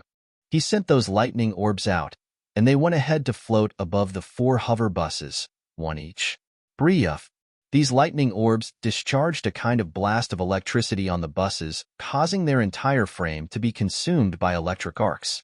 SSHHHSSSHHH. In the next moment, the doors of the hover buses opened up of their own accord. The drivers were unable to close them up because they had lost control. Get them out, the bald man commanded, and all the figures ran forward towards the buses. In a few seconds, the students and the teachers were rounded up by the gang. They had been brought out by force, and the teachers refrained from trying to go against them in fear that they might harm the students. What do you want? One of the teachers asked.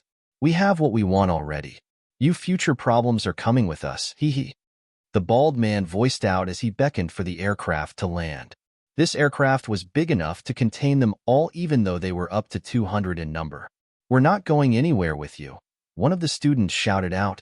Yeah, we ain't going anywhere with you lots. Another one also voiced out. Dash, there's only around 50 of them. Dash, yeah, we can take them. Dash, let's do this. Dash, yeah. The entire place erupted in chaos in an instant as the first person who voiced out caused the rest to also wake up. Swoosh, swoosh. In an instant, attacks were flying in every direction as the students dashed forward to engage the gang. Bang, bang, boom, bam. As the place erupted in chaos, the teachers also had no choice but to act and decided to attack the bald man who seemed like the boss. Unfortunately, it all ended in about a minute. The students, regardless of their massive numbers, were struck down fiercely by the gang. These figures were already well trained in combat, so all the attacks from the students seemed like child's play to them. Only a few of them were knocked down, but they still managed to keep the situation under control. Bang! A student was shot in the chest, and a huge hole appeared where his heart used to be. Gasp! This action shook everyone, and the students' confidence was shattered. These made it easier for them to be beaten and rounded up. The MBO later arrived since this was a situation regarding mixed bloods. However, the students and the teachers had been taken as their hostage, so they were unable to get close to the site since they didn't want to rile them up. Why is he naked? The bald man said while pointing at one of his men that were also taken down during the assault. This particular one had already been burnt beyond recognition. However, what baffled them was the fact that he was naked. The bald man suddenly sensed something and turned around, but it was too late. Boom, boom, boom, boom, boom, boom. 12 of those military-like vehicles suddenly exploded. The entire vicinity was suddenly dyed in bright red fire, causing everyone to be dumbfounded as they wondered what was happening. Chapter 298. The entire vicinity was suddenly dyed in bright red fire, causing everyone to be dumbfounded as they wondered what was happening. What's going on? The bald man voiced out with a surprised look. The whole place became disoriented in an instant. Some of the gang members in these vehicles that just exploded had been blasted to smithereens due to having no idea that this was about to happen. The bald man looked around with a suspicious gaze. Little did he know that this wasn't the end. Boom, boom, boom, boom. The rest of the convoy vehicles exploded one after the other, leaving no working land vehicle on scene. The only vehicle left now was the aircraft, which was very incapable of transporting everyone, the gang included. Fortunately for the gang, some of them caught wind of the situation early and left the convoy vehicles before the last explosion, so there was still many of the gang members left. Find whoever is responsible, the bald man shouted out as he looked around with a dark face. He could already tell that this wasn't the work of the MBO or any authority because they wouldn't risk the lives of the kids just to blow up their vehicles. He felt they were probably dealing with someone who didn't give a damn and just wanted to cripple their transportation access, which he saw as a disadvantage since he couldn't use any of the students' life to threaten the person to back down. The armed gang moved out and looked around the place for any suspicious figure.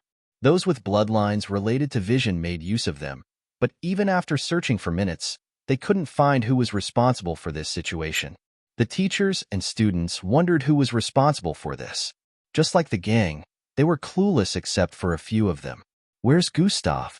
Angie and Maltida wondered as they looked around the place, observing the faces of the students one after the other.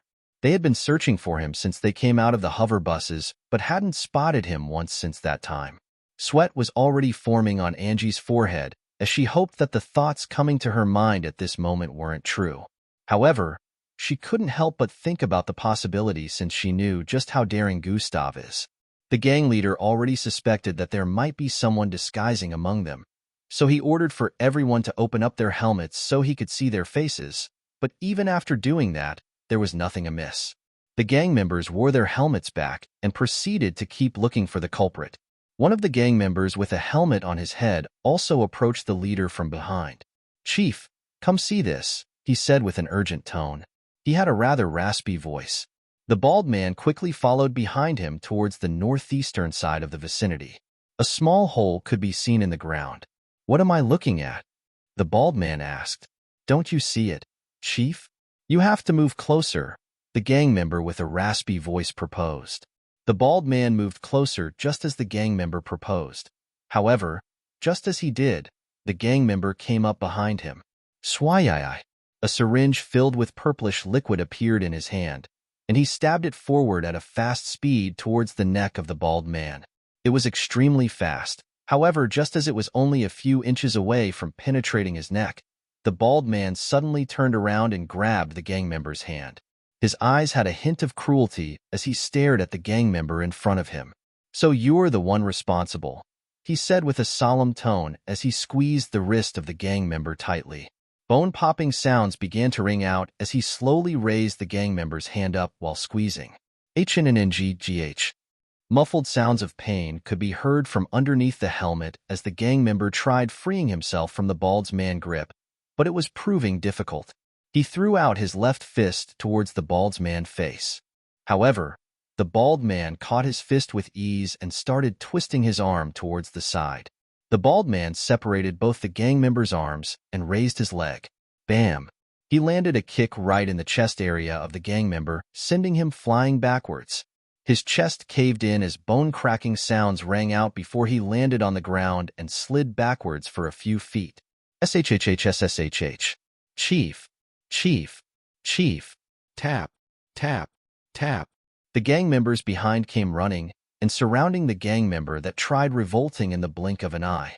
About 15 of them pointed their weapons at the gang member, while 3 lifted him up forcefully before placing him on his knees before the bald man. The bald man was currently in possession of the syringe filled with purplish liquid. He held it up and scrutinized it with a suspicious gaze before walking towards the gang member on his knees. Pa! He slapped the helmet off the gang member's head, revealing the face of a young, handsome teenage boy with dirty blonde hair. Blood was oozing from his nostrils and mouth. However, he didn't have even a slight expression of pain on his face as he stared into the eyes of the bald man with an unbothered expression. This person was obviously Gustav. "We have a fierce one here," the bald man voiced out as he squatted before Gustav and placed his finger on the blood oozing down Gustav's face. He used his finger to brush up a little speck of Gustav's blood and put it in his mouth. This action shocked the students as they saw his action. Only the rest of the gang members weren't surprised. Seems full of energy and vitality," the bald man muttered with a tone of delight. "What was that for?" Gustav voiced out with a look of repression. "Our chief likes to taste the blood of his victims before their death," one of them voiced out with a loud tone. Chapter 299. At the position where the students and teachers were being rounded up, they were squinting their eyes to see who was being held, but it was proving difficult for them due to the gang members surrounding his frame. Angie and Maltida had caught a glimpse of the person's stature, which looked familiar to them, but they hadn't seen his face yet, so they hadn't confirmed their suspicion due to that. However, with each passing moment, Angie got more and more worried after noticing that Gustav was still nowhere to be found. "Isn't that one of yours?" One of the teachers from Black Rock Schools, who was also on his knees, said to an Echelon Academy teacher while staring in the position of Gustav and the gang. Everyone's eyes widened slightly as they heard that and stared at that location with looks of worry and confoundment. Back in the position where Gustav was being held down by the gang members, the bald man pressed on the top of the syringe twice, causing the purplish liquid to jet out a little stream. "Let's see if your fearless and lively look will remain after I give you a dose of your own medicine," the bald man voiced out as he moved closer to Gustav. Gustav tried pulling himself from the hold of these gang members, but he wasn't as strong as they were. The bald man moved the needle towards Gustav's neck with the intention of injecting him with the liquid within the syringe. This was when the teachers started screaming out for the gang to release their students, and even started throwing out threats of what the MBO would do to them if they hurt him.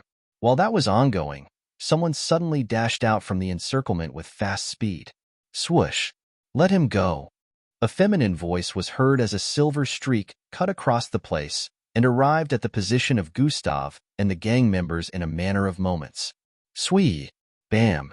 It was almost like one of them had predicted this and slammed the butt of his weapon onto the side of the head of the speedster. She was surprised and unable to dodge on time because it arrived at her blind spot. Angie was knocked down without being able to do a thing. Gustav stared at her unconscious body on the ground and turned back to stare at the bald man. "You are already dead." Gustav's eyes at this moment were brimming with murderous intent. "Oh, what is this I sense?" the bald man asked with a taunting look as he paused his administration of the syringe. "Your death," Gustav responded with a fierce look. "Oh, is she your girlfriend?" the bald man voiced out, causing the entire place to be filled with laughter. Gustav didn't respond and just kept giving them fierce stares. "I just got a new idea. How about I try it on her instead?" The bald man stood to his feet and moved towards Angie after saying that. Gustav's eyes immediately turned super murderous as he forcefully tried pulling himself from the grip of those holding him to stand up. They had a tough time holding him in place due to this. "Grhhh." Gustav groaned as his canines turned into long fangs and his eyes glowed red. "Oh, he's triggered," the bald man said with a tone of delight. "All the more reason to make her the specimen for receiving what you wanted to administer to me," the bald man said and squatted. "This bastard. I might have to risk exposing all my abilities now," Gustav said internally as he slowly started morphing. He had thought the bald man would inject him with the syringe, which wouldn't be a problem since he had toxin immunity. However, he didn't expect Angie to come into the play. This syringe had a poisonous venom which he extracted from the Savernia serpent mixed breed he fought weeks back. Gustav had cut off the tail and done the necessary experiment. He always kept the syringe in his storage device, so he decided to use it now against the bald man since he knew he wasn't strong enough to take him on, which was why he wanted to fool him earlier. Angie would melt from the inside out if she was injected with that toxin, which was why Gustav was feeling very worked up at the moment. The bald man brought the needle to her neck and pricked it a little. At the moment, Gustav was about to unleash all of his abilities when, swee, a massive metallic upside-down bowl-like structure descended from above. Bam! It landed on the position of the encircled students and teachers, covering them up entirely within. The gang members around them were left standing outside of the massive structure that fell from the sky. It was as if it had been created with precise calculations, because it covered up only the students and the teachers without the gang members surrounding them. The teachers and students found themselves inside this dark place. However, before they could react in an alarming manner, a bright light appeared within, illuminating the entire place. They stared at the figures in combat uniform with a look of relief. On the outside of the structure, the gang and their leader had looks of surprise on their faces as they stared at the giant structure covering up their hostages. "Is the MBO stupid to think I will not sacrifice these kids?" the bald man shouted out as he stood to his feet with a look of anguish. He walked over to Angie, raised his foot above her face, and gestured for his gang to fire up their weapons. "You were already dead the moment you laid hands on my student." A sharp feminine voice resounded in the ears of the gang, the boss included. The bald man's forehead creased as he turned to the side and noticed a beautiful-looking lady with ash-colored hair standing only 2 feet away from his right. "How did you get here?" he voiced out with a look of confusion along with the rest of his gang. "You had better not come any closer. Movement from you, and they both die." The bald man was already sweating at this point. He knew this lady was no ordinary person for her to appear beside them without alerting them. At his level of strength, he felt this should be impossible unless the gap in strength was massive. The female, who was obviously Miss Amy, stared at the gang coldly. "You should be begging for your lives now, but you still have the guts to threaten me with my kid," she voiced out with a condescending tone. "Hey bitch, better know your place." One of the gang members, pointing a weapon at Gustav, voiced out while firing it up even more. Gustav smiled. "Didn't I say you guys were already dead?" he voiced out while staring at Miss Amy. "Disable the limiter for 2 seconds." Miss Amy commanded no one in particular. The rest stared at her with looks of confusion, but in the next moment, a loud blast resounded across the place. Boom! The entire place quaked with such intensity that even people in the city behind felt the buildings they were in vibrate. Splash! Splash! Fwyish! Plop! Plop! The bald man's eyes widened with a look of fear, confusion, and disbelief as he looked around him. All his gang members were no longer on the ground. Instead, their body parts, along with their blood, was raining from the sky. Arms, legs, heads, eyeballs, thighs, and different body parts rained from the sky along with blood in multiple droplets. The bald man was already dyed in the blood of his gang members as he stared at their scattered bodies all across the place. A huge crater had already been formed due to the blast that happened a moment ago, but for unknown reasons, he was unaffected. He seemed out with a horrified look as he moved back. Gustav and Angie were no longer in the vicinity. Only Miss Amy was standing there, cleaning her blood-soaked hands with a napkin. Wherever the napkin came from was unknown, along with how her clothes and body, except for her hands, were without bloodstains was also a mystery. The remaining part of the gang behind that surrounded the massive structure that fell from the sky were already shivering slightly in fear as they stared at the gory scene up ahead. They could see the heads and eyes of their comrades sprawled all over the floor and their chief, who was currently bathing in blood, falling from the sky. "Do you still want a bargain?" Miss Amy asked with an aloof expression as she threw the napkin to the side and walked towards the bald man. The bald man shrank back in fear as he saw her approaching. "Your biggest mistake was harming him," she voiced out as she grabbed hold of his head. 2 hours later, the scene had been crowded by operatives of different kinds, and the students were being tended to. The gang, or whatever was left of them, were being transported away in an aircraft. The whole situation still seemed unreal to the students. They had never expected that they would be attacked on their way back from this event and nearly abducted. They were glad that the MBO was able to show up. Nobody besides Gustav and other MBO agents in hiding witnessed the decimation, so they had no idea that Miss Amy was mostly responsible for their safety. When investigations were made, they found out that the gang was a part of a terrorist group that needed fresh recruits. Their plan was to abduct these mixed blood students and brainwash them before training them to become a part of their force in the future. Fortunately, things had worked out well due to Gustav contacting Miss Amy the moment they were surrounded. The gang didn't expect that someone this powerful would be deployed by the MBO, and this was truly normal thinking since someone as powerful as Miss Amy wouldn't be seen in the field. Unfortunately for them, Miss Amy shared an attachment with Gustav, which ended up ruining all their plans. The students were later returned back to their homes with well-equipped MBO squads escorting them for the purpose of security. End of side story 3. Read the author's note below.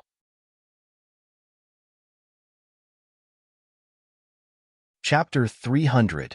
Boss. Both of them shouted out at the same time as they approached Gustav with a respectful look. Gustav stared at these two men with a solemn attitude. "How has it been going?"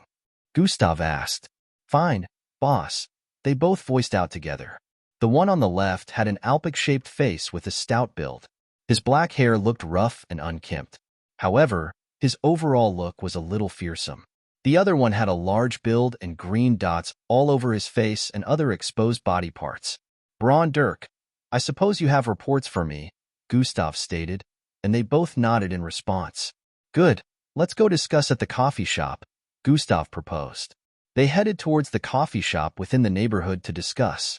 Within a room-sized shop across the street that leads to the bus station, several tables and chairs arranged in columns could be seen, along with a counter on the far left end. The voices of people chattering away within the room while sipping on drinks in mugs and cups could be heard. On the third seating area towards the right, a group of 3 could be seen sitting around a table. A young lad and 2 fearsome-looking men. They all had coffee in front of them as they discussed. Boss, we successfully captured 22 of the Kumbesa turkey mixed breeds. The man with an alpaca-shaped face, sitting on the front left side of the young lad, voiced out. We have kept them in the storage facility, and just as you ordered, a butcher has been arranged, the other man with green dots all over his face said. The man with the alpaca-shaped face was Braun, while the one with green dots all over his body was Dirk. Gustav had hired these 2 men 3 weeks before the start of the MBO entrance test, and he gave them specific details of what the job would be all about. Although there were more people who had wanted to join them, Gustav decided to start with these 2 first.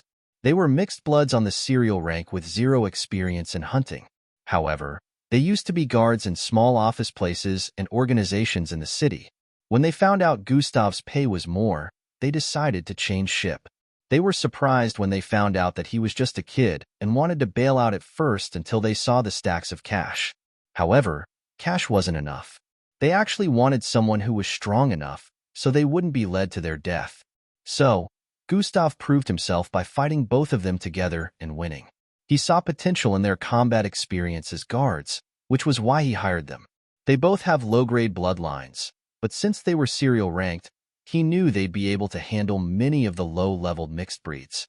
He was only able to defeat them due to his strength gained from having multiple bloodlines.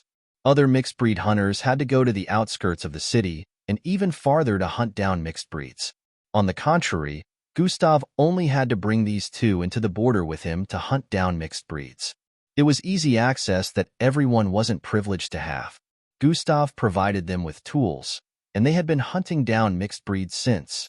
When they witnessed the way he killed mixed breeds within the border, they became intrigued about his real identity, but since he never revealed anything to them, they were left to wonder about it. At the moment, they were giving Gustav a report of their hunts during his 2 weeks of absence due to the MBO entrance test. They were overwhelmed when they witnessed Gustav's performance on screens all across the city. They were glad that they were employed by someone who was currently a superstar in the city. They saw him on different billboards all across the city. At the moment, the eyes of everyone present within the shop would occasionally glance in their direction, wondering if their sight was working well due to Gustav being within. Gustav repeatedly nodded as he listened to their reports. Has Chingguan Restaurant made any requests lately? Gustav asked. Yes, they sent a list of requests to our site. I left them pending since you hadn't returned, Braun replied. Are all the items listed available in our storehouse? Gustav asked. Yes, they are, Braun replied.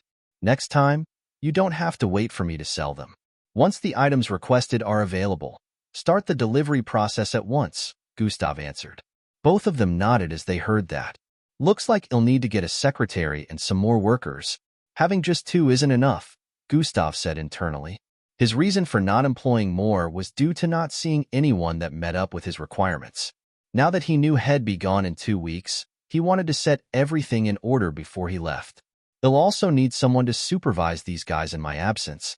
Miss Amy is out of the question since she'll also be leaving the city after I'm gone. Gustav felt this was another issue that needed to be solved.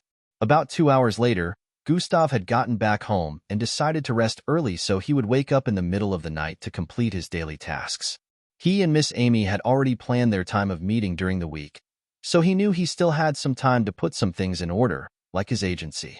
Gustav felt this would be the best time to expand since he was now well known across the city. However, he was still thinking of the best way possible to execute his plans so he would achieve the best results.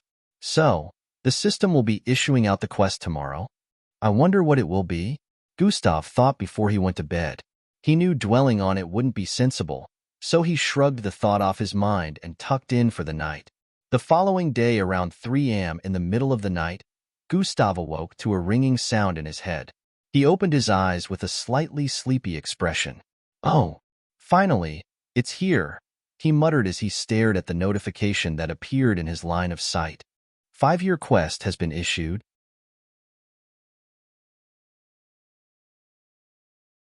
Chapter 301.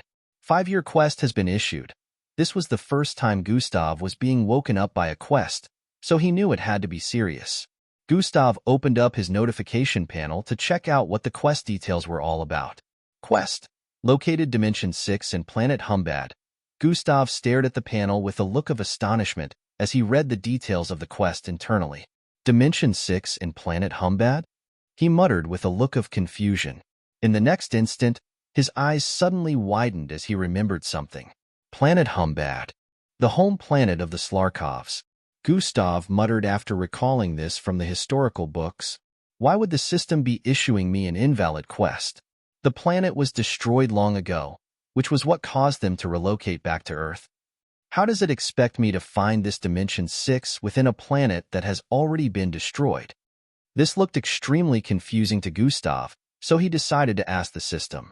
Hey system, why give me a quest to find somewhere that doesn't exist? Gustav said internally. Who says it doesn't exist? The familiar cute and thin, feminine voice resounded in his mind. Planet Humbad was destroyed thousands of years ago, so how do I find a place within a planet that doesn't exist anymore? Gustav asked with a slight expression of annoyance. I ask again, who says it doesn't exist anymore? The system voiced internally once again. Hey, did you forget about the part where I mentioned it was destroyed thousands of years back? According to the history books, the Slarkovs descended to Earth because they predicted the destruction of their planet, which eventually got destroyed.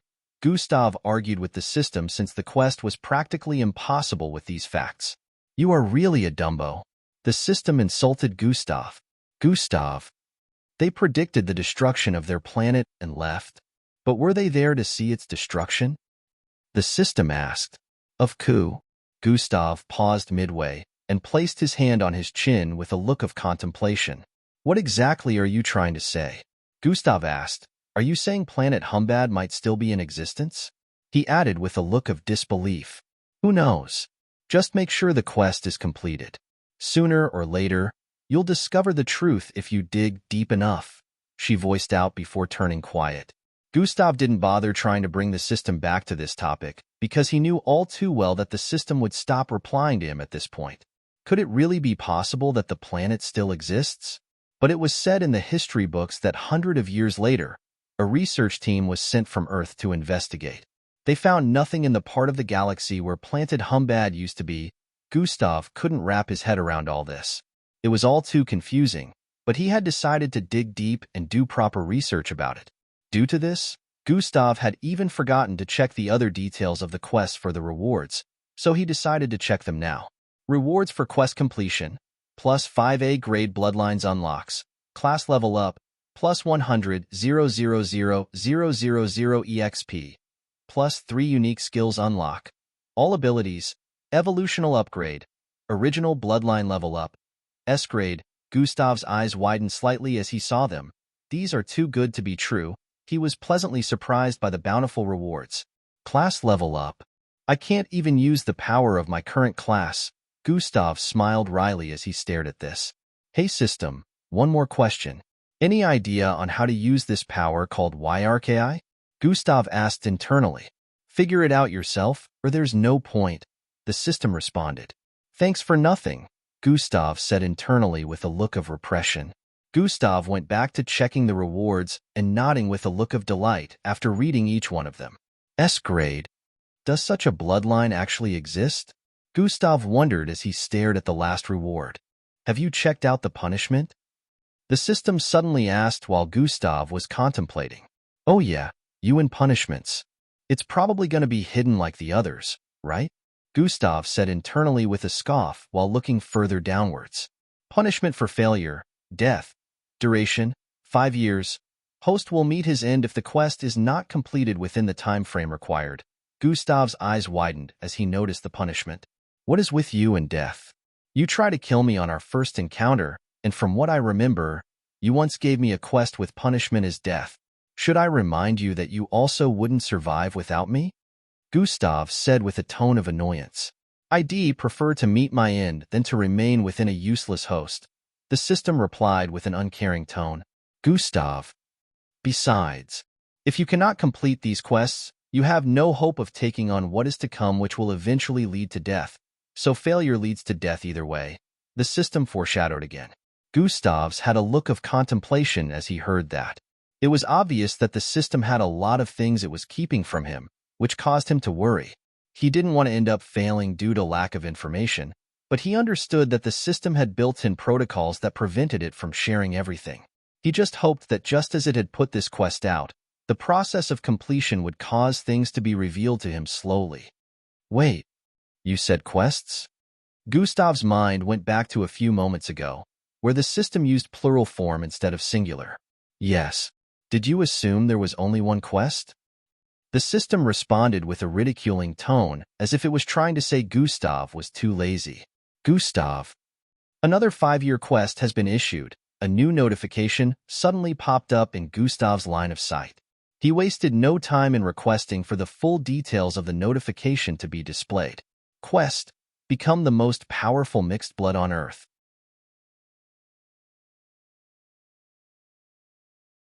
Chapter 302. Quest: Become the most powerful mixed blood on Earth. Huh? Gustav totally didn't expect this, so he was a little surprised. Rewards: plus 300,000 credits. Bloodline upgrade. Level up times 3. Universal enlightenment. Plus 2 bloodline unlocks. Punishment for failure. Death. Duration: 5 years. Host will meet his end if the quest is not completed within the time frame required. Good rewards, but death again? Gustav said internally with a slight frown. Even though he didn't know what universal enlightenment was supposed to entail, he knew it wouldn't be bad, just like the others. Gustav sat up with a look of contemplation as he pondered about the whole situation. He had 5 years to achieve all these, which was almost impossible from the looks of things. Channeling your bloodline to even the serial rank normally took multiple years of training, regardless of your bloodline grade. Although a higher bloodline grade meant faster channeling and easier breakthroughs. Nevertheless, becoming the most powerful mixed blood in just 5 years was an impossible feat. Miss Amy was practically the fastest-growing mixed blood in history. However, she had started training from a young age, unlike Gustav, who only started less than a year ago.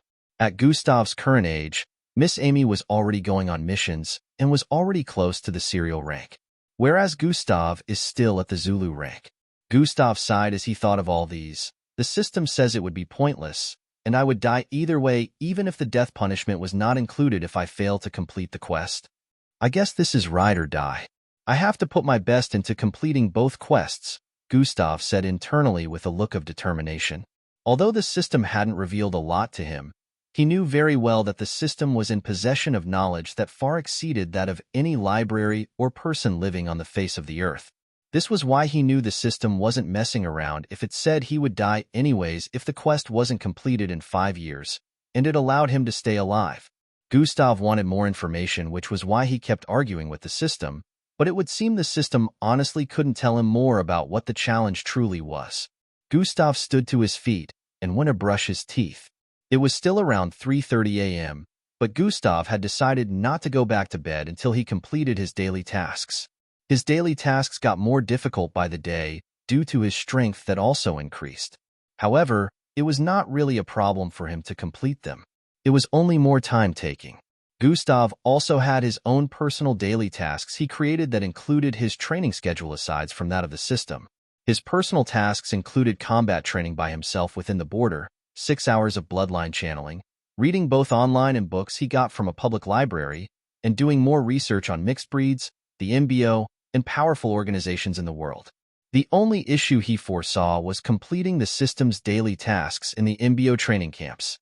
Although he could act like he was training even more while completing these tasks, he was worried because the daily tasks were versatile. He might be asked to complete a task where he needed an instrument that could only be found in the city.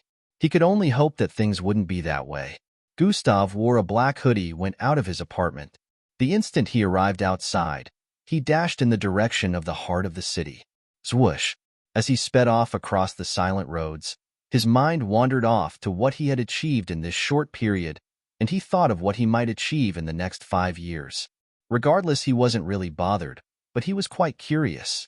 He was swooshing past small buildings at a breakneck speed, making use of the main road instead of that of the pedestrians. He could already see large buildings in the distance, since he had already gone past the edge of the city that looked like a rural area. The teleportation circles and spatial rings were still active on the roads even by this time. As Gustav ran further, he arrived in the more urban parts of the city and kept running. At this point, he would occasionally see 1 or 2 vehicles pass through this area. Today's daily tasks are pretty crazy, huh? Gustav said internally as he shook his head, but he was actually excited since he has wanted to try out one of the tasks. First off, Gustav stared at the tall building he was closing in on in the distance. The building was shaped to look like a spiraling icicle, and it was on the left side of the road amidst many other skyscrapers in this area. It was over 300 stories tall from Gustav's observation. Swoosh! Gustav sped towards it at full sprint capacity, jumping above the roadblock that arose to stop pedestrian movement due to a vehicle approaching from the other side. Thump! Gustav jumped above the truck-like vehicle and arrived in front of the building in an instant. Swoosh! Winds blew across the vicinity as Gustav took steps forward and started running on the surface of the skyscraper. Tap, tap, tap, tap, tap. The surface made light tapping sounds as his feet movement transported him 1,000 feet across the surface of the skyscraper in a single instant. Gustav stared at the top of the skyscraper as he kept running across its surface that was constructed in a spiraling format. Gustav had to keep running round as he ascended. It was like he was being given a chance to see the entire city in a 360 degrees format. The more he ascended, the more he was able to see the city view. In a few more seconds, he arrived at the top of the skyscraper, which had something like a small balcony there. Gustav pulled himself up and stared at the city from this point of view. What a nice view. Gustav took a few seconds to stare at the city before checking out the system notification that appeared in his line of sight. Daily task completed, 1/3, run across the surface of a 16,000 feet building.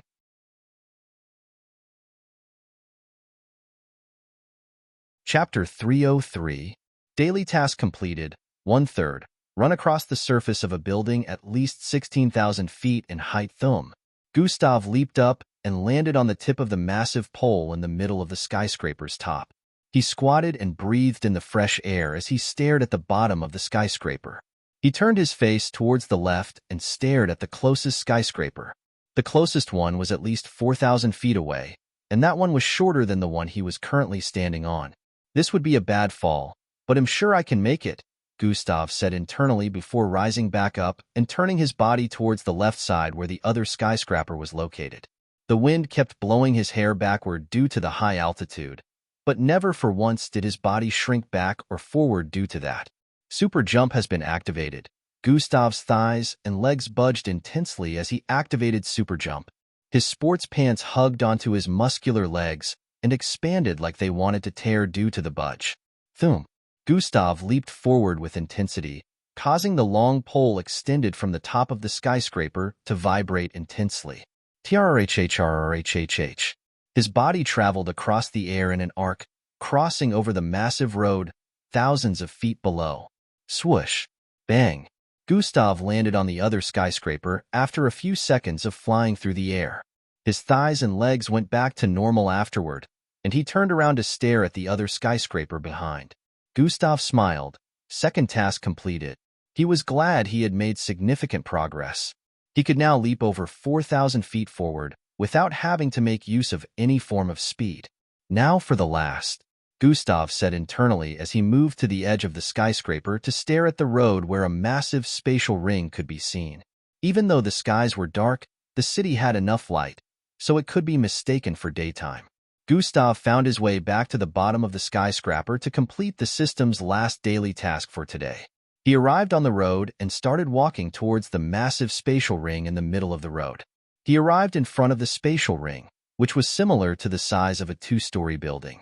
The spatial ring had a purplish and blue wall of energy surrounding it. The spatial ring occasionally cackled with purplish, electric-like arcs running across the body. Time to try this. Gustav smiled as he walked forward and jumped into it. Zwun! Gustav found himself in a world of purple and blue as he felt pulling force from every direction, trying to rip his body to shreds. HNMHHH. Gustav groaned in pain as he tried moving forward so he would appear on the other side, but the pulling force around him held him in place. Rip, rip. His clothes were ripped to shreds in a few moments, and his skin started being pulled in all directions. Damn! It was worse than I expected. Gustav thought his body defense would be able to handle the pulling force, but he was already starting to feel pain even though he had only stayed in here for a few moments. Gustav didn't know that if it were another mixed blood, they would have been ripped to shreds already, even if they were at the serial rank. HMMMPP, Gustav pushed himself forward, managing to take a step, but the moment he did, cuts started appearing on his body. HMMMPP, he took another step forward, and the different parts of his flesh started being ripped apart. Flesh-hardening bloodline has been activated. Gustav activated the bloodline he stole from Angie's assaulter back then in Atrahia City. Rocks appeared all over his body, and in a few moments, his entire body had been covered up.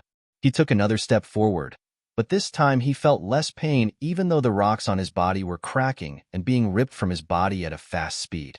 Gustav managed to take another step forward, and now the exit was right in front of him. Crumble, crumble, crumble. The pulling force had increased exponentially, causing his body to return back to normal. Gashes started appearing all over Gustav's body as he struggled to raise one foot up. Rip, rip, rip. He could even hear the sounds of his flesh being ripped at different parts, and his regeneration was unable to keep up. Kairar! Gustav shouted out as he pushed his body forward with force and managed to make the next step. Swee! He arrived on the other side of the spatial ring in the vicinity of a trading area with different food shops. Gustav breathed in and out rapidly as he stared at himself. His entire figure had been soaked with blood, his hair disheveled, and his nose dislocated.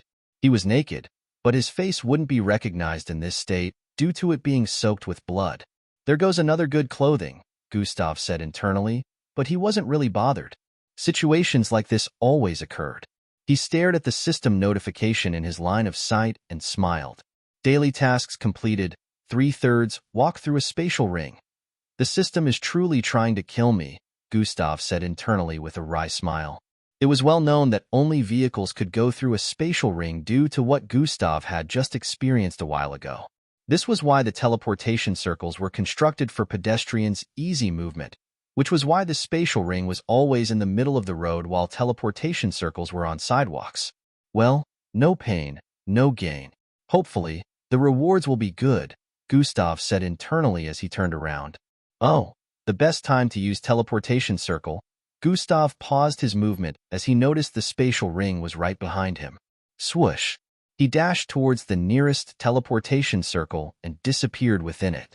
At the top of a building on the far west side, a person in a black mask grabbed hold of the flying camera in front of them and voiced out, "I got him. Our next scoop is gonna bring us big cash." Several minutes later, Gustav had arrived back home. It was around 4:30 a.m. at this moment. He instantly went a shower to wash off all the blood before putting on a new set of clothing.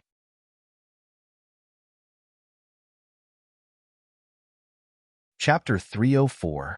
He immediately went a shower to wash off all the blood before putting on a new set of clothing.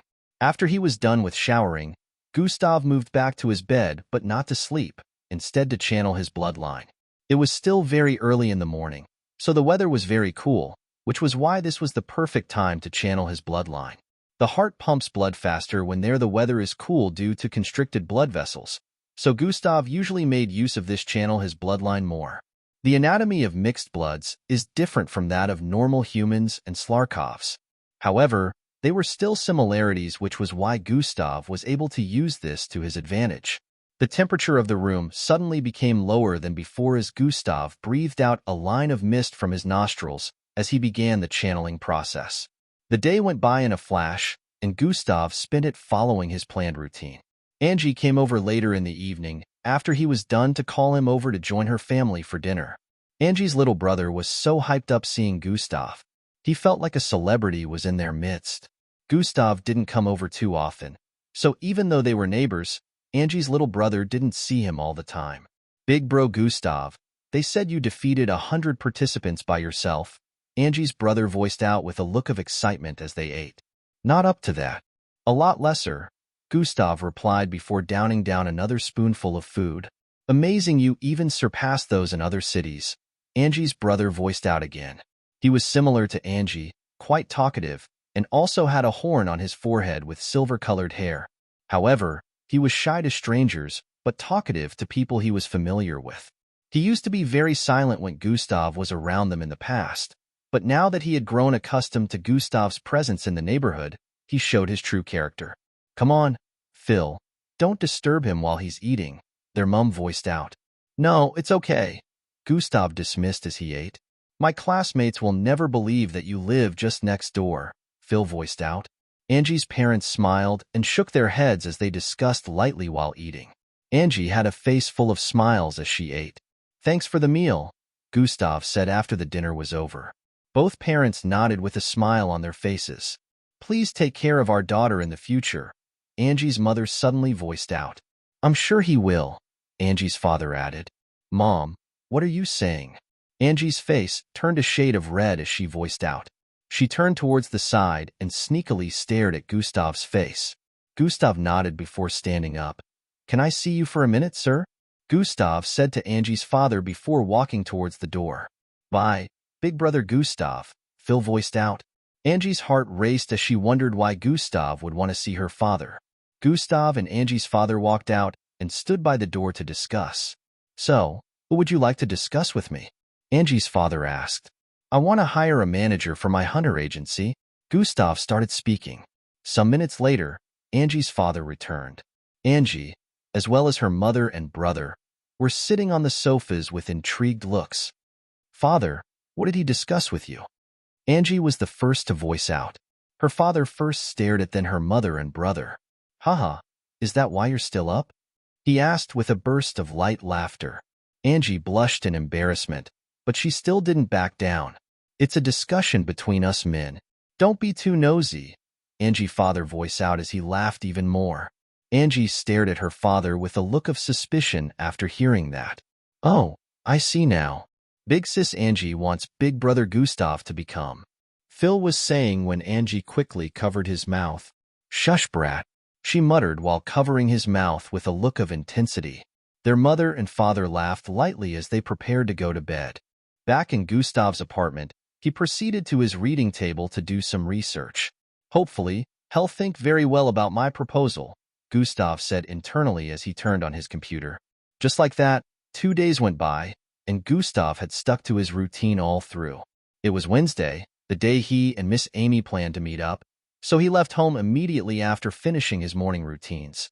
Gustav and Miss Amy made plans to meet at her house this time instead of the Gammy Dojo. They wanted to have a discussion first before resuming training. Miss Amy had postponed her trip out of the city. She wanted to wait until Gustav had left for the MBO training camp. Miss Amy happened to live somewhere close to the outskirts of the city, just like Gustav, but her neighborhood was on the western side of the city, unlike Gustav's, which was on the eastern side. She stayed in a bungalow apartment. It was nothing fancy as one would have imagined. It was just a simple house, and she stayed alone within. Gustav was a little surprised because he had not expected someone like Miss Amy, who had a princess-like status, to live in such a place. However, when Miss Amy mentioned that her mother was given this kind of treatment in their household, Gustav understood. Miss Amy's family happened to be a very large one that owned practically a quarter of the city, so their place of dwelling was like a mini-city. According to her, every branch of the family had a building of its own, but her mother was cast out of theirs by her father and relatives. So, she lived in one of the small quarters for guards and maids. Miss Amy always visited her mother, so she was used to this kind of simple living. Besides, Being someone who had completed lots of tricky MBO missions in many places, living in this kind of apartment was nothing to her. So, are you going to tell me what your real power is now? Miss Amy asked as Gustav sat from across her in the living room.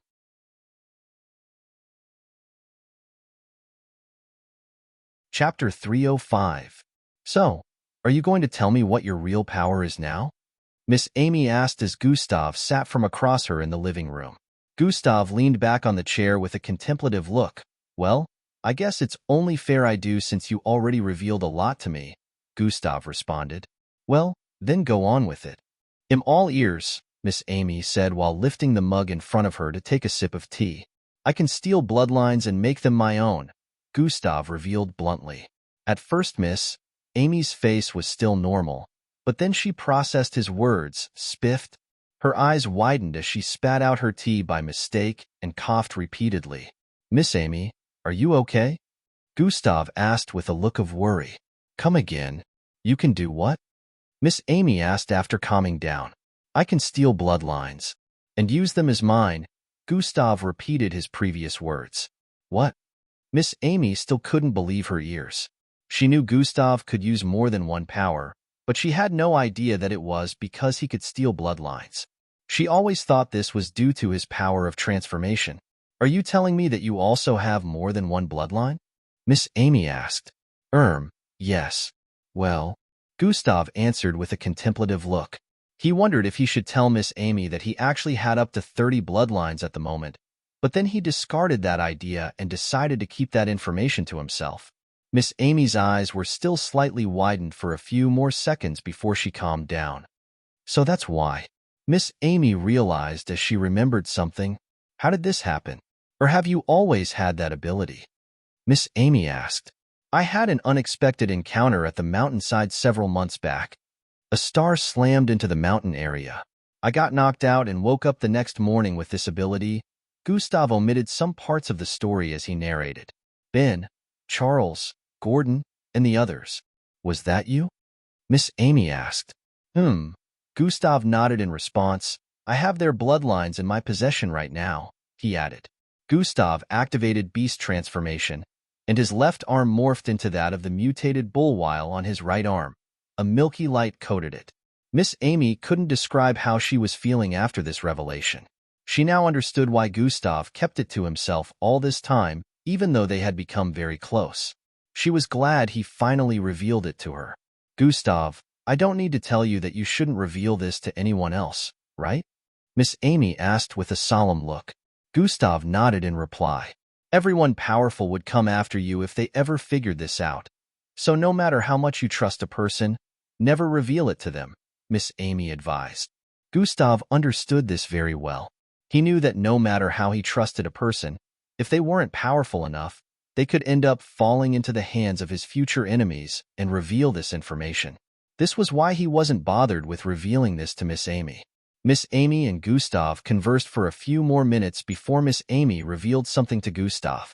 I never thought of a repayment method for saving and training you, because I wasn't helping you to receive something in return, Miss Amy stated. My mother was just like you, low-graded bloodline. I was curious to see what would happen when someone like you, who has been bullied day in and out, was granted the power to fight back. I wasn't disappointed by the outcome. It was initially just a kind of experiment for me, but now... Miss Amy stared at Gustav with a loving gaze as she stopped talking and took a sip from her mug. Gustav was curious about the completion of Miss Amy's statement, but he could already tell that she wouldn't complete it. There's only one thing I want from you now. Miss Amy started speaking again after dropping her mug. And that is? Gustav asked. Don't become like those rotten and corrupt bastards. If possible, as you rise in power, try changing the MBO, Miss Amy said. Oh. Gustav placed his hand on his chin as he muttered. Miss Amy and Gustav later headed to the Gami dojo to train for a few hours before Gustav headed back home. At the dojo, reporters had gathered there when they caught wind that he was there. However, when he was leaving, he transformed into someone else, so no one was able to recognize him. It was around 4 p.m. in the evening when he got home. The instant Gustav arrived in front of his apartment building, he met Angie standing in front with a bunch of people. Gustav, She called out his name as she approached him. Hmm, Gustav exclaimed with a look of suspicion, because he could tell that something was amiss. What is it? Gustav asked Angie. Your parents are here to see you, she voiced out. What? Parents? Gustav voiced out with a confounded look. Yes. Now I see where you got your blonde hair from. Angie smiled in delight as she voiced out while pointing at Gustav's parents up ahead that was being interviewed by some reporters. Gustav didn't notice them at first because of the reporters surrounding them, but now he was able to see them clearly. His mother was smiling and answering the questions of these reporters while his father stood by her side. They mentioned how they trained Gustav to become the person he was today. The frown on Gustav's face deepened as he turned to the side and walked towards his apartment. Angie was surprised by his sudden action and moved to stop him. Are you not going to meet them? Angie asked. I don't have parents, Gustav said as he continued walking forward. Angie was utterly confused at this point and stood still staring at his back for a few moments. The reporters had noticed Gustav at this point, as well as Gustav's parents. They all moved towards him happily. Hey, son. His mother and father voiced out as they arrived in front of him with smiles on their faces.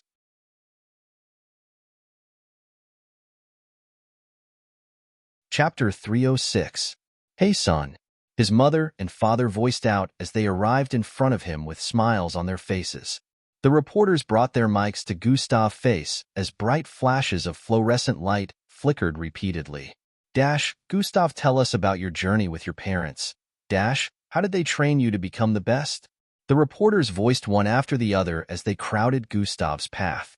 Angie was behind observing the look on Gustav's face. She could already tell that something wasn't right from the way he responded earlier, and she was more sure of that now. Gustav stared at everyone around him with a cold look.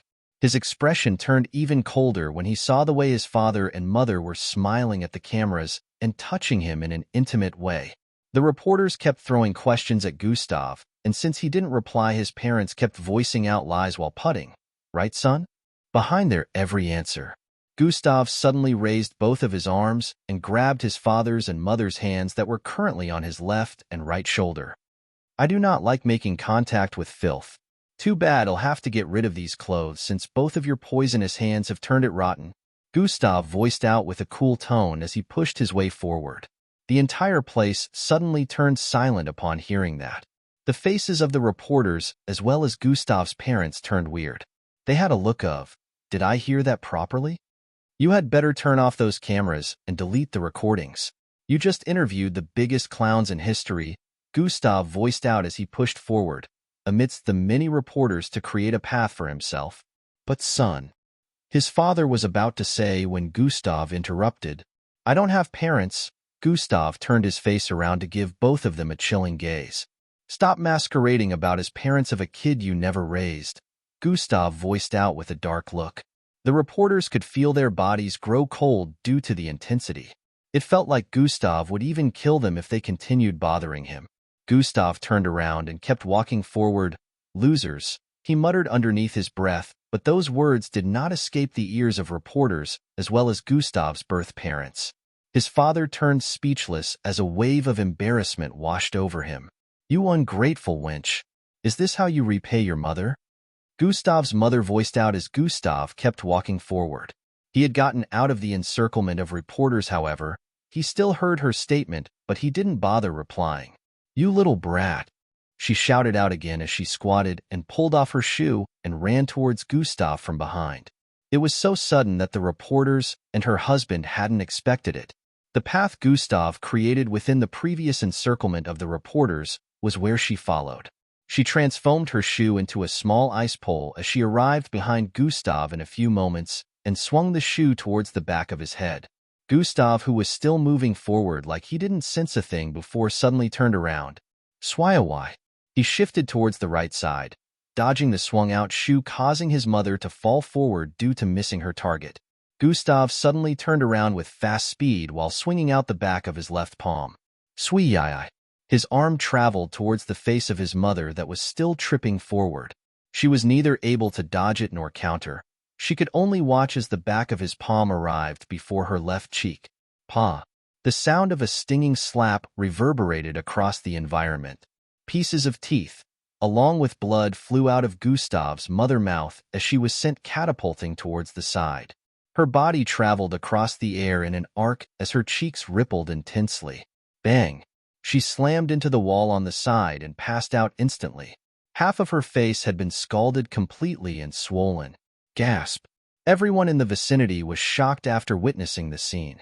It played out way too fast, so none of them were able to prevent it. Isn't she his mother? Everyone wondered. This wasn't something anyone would expect a son to do to his mother. The resemblance was there, so they had no doubt that they were truly related. Gustav, who was the culprit, turned around to start walking towards the stairs again. He strolled casually like he did nothing at all. Take your sorry excuse of a wife and get out of here. I don't want you to cross path with you both ever again, or the implications will be severe, Gustav voiced out from up ahead as he climbed the stairs. The faces of everyone was full of awe as some of them went to render assistance to Gustav's mother along with his father. Angie just stood in place behind them with a confused look. She was feeling conflicted, not knowing whether to help Gustav's mother or follow Gustav up the stairs. After a few more seconds of contemplation, she decided to go upstairs and get answers from Gustav about the whole situation. At the moment where the reporters were making their reports and giving a breakdown of the situation to their news agency, Gustav was already in his apartment preparing tea for himself. He pulled off his jacket and sat on the chair with an unbothered look. He turned on his holographic TV, and just as he expected, different kinds of news were already flying around about what went down a few moments ago. A footage of him slapping his mother hard was currently being displayed. Gustav brought his mug to his mouth and was about to take a sip when he heard a knock on the door. His hand movement paused, and he slowly brought the mug back down. Without even seeing the face of the person, he already knew who it was. 2 narrations in one day, I guess. Gustav sighed internally as he made a hand gesture and the door slid open. SHHHSSHH. Angie walked in just as he had expected. Gustav, what was that? Why did you? Okay, I understand why you did that, but what's going on? Angie voiced out with a conflicted look.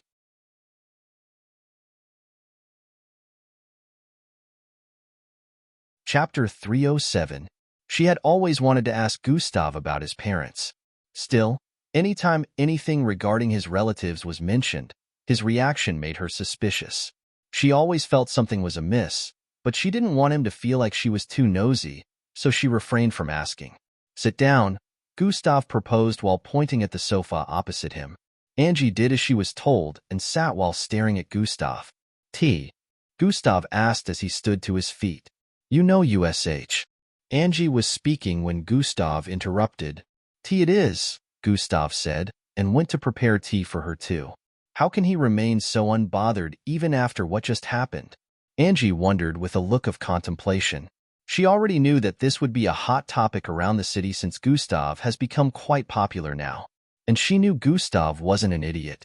He definitely knew that things like this could cause a stain on his reputation, which would make people speak bad about him wherever he went. This was why she wondered why he was so unbothered. She had no idea that Gustav had already gone through such, which was why he wasn't even bothered by these kinds of things anymore. Gustav brought back the tea and gave it to Angie before sitting down. Now, are you going to tell me what's happening? Angie asked with a look of curiosity. Take a sip first, Gustav said as he also raised his mug to his lips. Angie rolled her eyes and also took a sip. Afterward, she stared at Gustav, and Gustav stared back at her. So, what did you want to know? Gustav asked. You said you don't have parents, so who are those people out there? Angie asked with a confused look. Not my parents, Gustav responded before taking another sip of tea. So, who are they? Angie asked again. The people who biologically brought me into existence. But we share no familial ties, so they are not my parents, Gustav replied. Angie's face squeezed up a bit as she heard Gustav's words. I know he is always harsh, but he sounds extremely harsh right now. There must be a good reason for this, Angie thought before decided to ask Gustav again. Do you mind elaborating? Why do you not see them as your parents? Did something happen in the past? Angie asked as her voice turned softer with each question. Angie, what is your definition of a parent? Gustav asked. The question took Angie by surprise, so she thought for a few seconds before responding. Well, My definition of a parent: the most supportive people in your life, they struggle to make your dreams come true. Your happiness is their responsibility. They never give up on you no matter the situation. Angie kept mentioning a few more things to Gustav's hearing. After she was done, Gustav stared at her for a few seconds before replying. Now think of everything you mentioned in reverse. Angie was first confused by his line of thought until he finished his statement. Those people you met outside did the opposite to me, Gustav stated. Angie's eyes widened as she came to a realization. She started to recall how Gustav mentioned he was known as trash to a lot of people and started making some connections. Listen up. Gustav started narrating how he grew up and a lot of things that centered around his life. The bullying and his uncaring parents were only concerned with creating a kid with a good bloodline grade. The neglect on in all aspects which wasn't expected of parents. By the time he was done with the narration, droplets of tears were already falling from Angie's eyes. No matter how many times she used her sleeves to rub her eyes, the tears kept falling. She stared at Gustav with reddened eyes as she imagined all he had to go through. She knew bullying was a thing, and it was even worse for mixed bloods with low bloodline grades. However, she had never heard of parents abandoning their own child because of low bloodline grades. Why are the big, just and shameless scums I have ever met in my life? Angie whimpered with a sad look as she voiced out. Nah, it's okay. I don't care about it anymore, Gustav said as he took another sip of his tea with a dark look. Angie stood up and walked towards him. Gustav noticed her appearance in front of him and voiced out a low, with a confused expression. Gustav suddenly felt Angie's soft hands on his head. The next thing he knew, she pulled his head towards her chest. In the next moment, his line of sight was covered by Angie's short black blouse. He felt his head being pressed against a pair of extremely soft, round, and squishy bumps. His nostrils were immediately filled with Angie's sweet apple mint fragrance as she hugged his head to her chest. She rubbed his hair softly as droplets of her tears fell onto his hair. It's okay. You have me. You have Miss Amy, and you're definitely going to have more people that will cherish you in the future, Angie said with a caring tone. Gustav was speechless. He didn't know how to respond. Neither did he know how to feel at this moment. But one thing he knew was, he was feeling very comfortable in her embrace. Gustav subconsciously raised his arms and hugged them around Angie's waist, returning her tight embrace. They NKU, later by night. News had circulated about how Gustav treated his parents all across the city and even outside. Different theories began to spread, mostly bad, and some of them even labeled him as an ungrateful child who disrespected older people. Gustav, who happened to be the topic of discussion, was in his apartment about to eat dinner that he cooked himself. His dining area was filled with all sorts of assorted foods. Just when he was about to sit, he heard a knock on the door. Gustav already sensed the approach of someone earlier, but he thought the person would head to Angie's apartment. To his displeasure, the person was actually here for him. Gustav walked towards the door before making a gesture for it to open up. SSHHH. The door slid open, and what appeared in Gustav's line of sight was an almost 8-foot-tall giant in a business suit.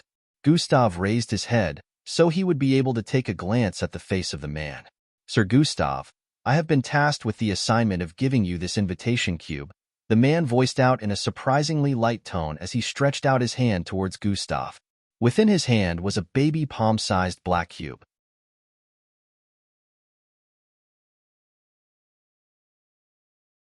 Chapter 308. Sir Gustav, I have been tasked with the assignment of giving you this invitation cube, the man voiced out in a surprisingly light tone as he stretched out his hand towards Gustav. Within his hand was a baby palm-sized black cube. Sir Gustav. Sounds like a butler from a big family. I wonder what they want with me? Gustav wondered as he stretched out his hand to collect the cube. After receiving it, the huge man bowed and turned around to leave. That was when Gustav noticed there was one more person. A small lady in a black business suit was right behind him, and they turned around to leave together. Gustav squinted his eyes with a look of suspicion because he was unable to sense any presence besides that of the huge man. Both of their auras mixed together as they moved like they were one, which was why Gustav was only able to sense one presence instead of two. Gustav closed his door and turned around to head back to his dining area. Whoop! Gustav threw the cube towards his reading table on the other end before heading to the dining. Now, where was I? Gustav stared at the exotic dishes with a smile as he sat down to have a feast. Underside the building, the large man and small lady were having a conversation. Do you think he will attend? The lady asked with a surprisingly deep voice.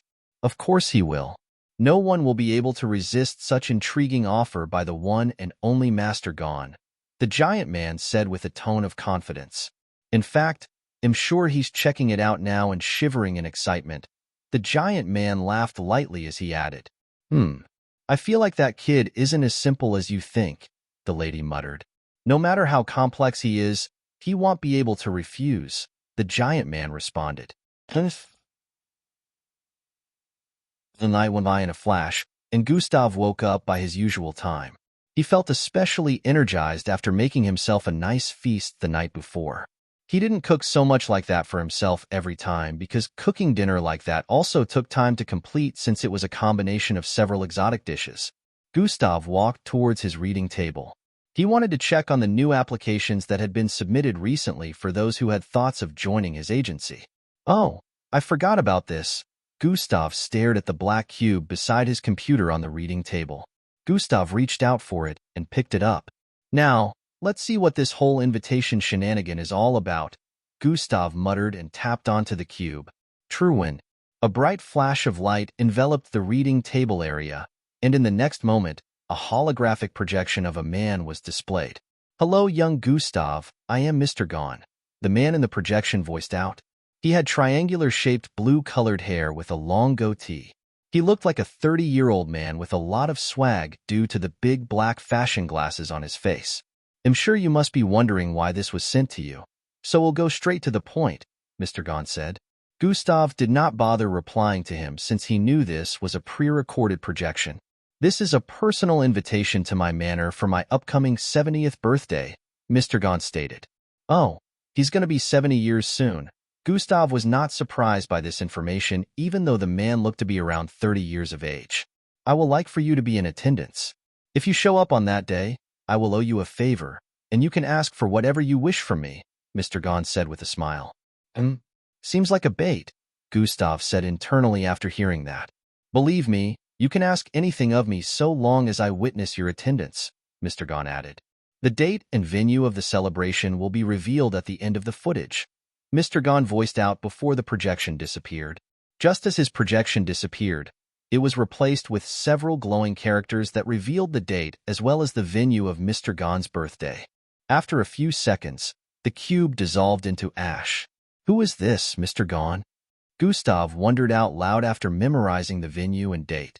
He had never heard of him, but Gustav could guess he was a pretty influential person and must be from one of the mighty households in the city.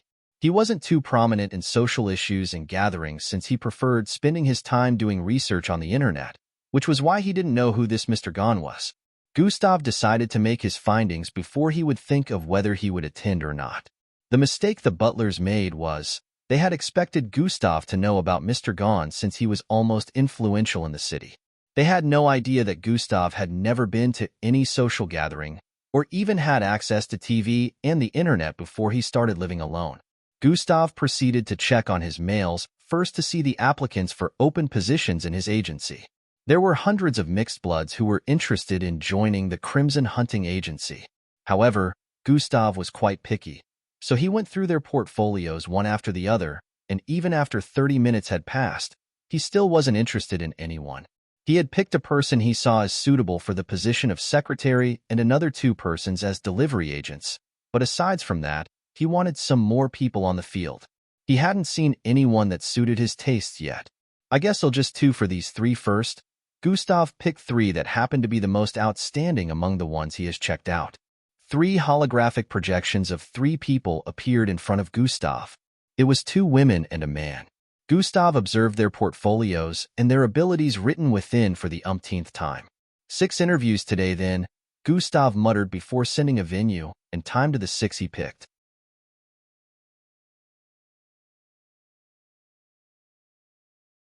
Chapter 309.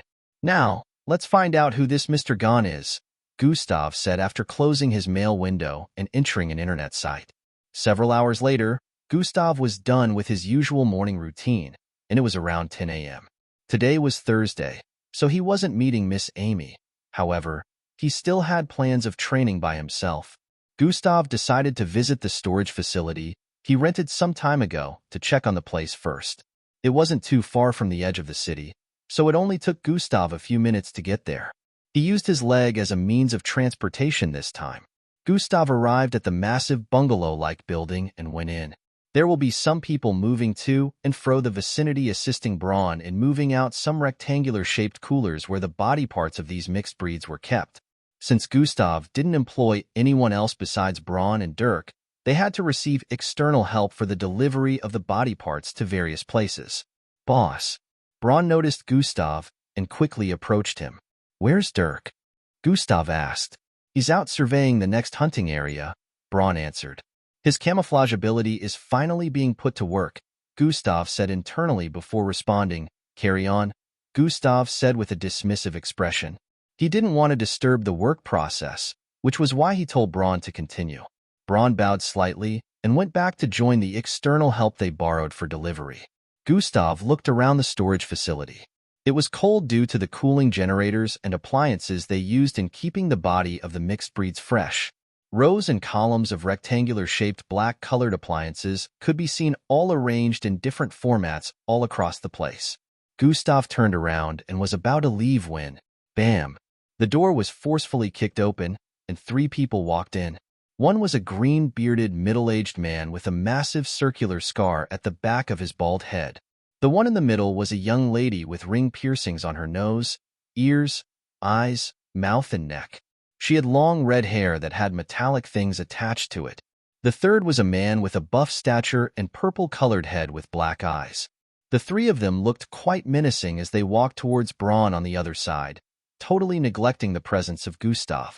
Not this people again, Braun said internally as he noticed their presence. What do you want? He asked with a wary expression.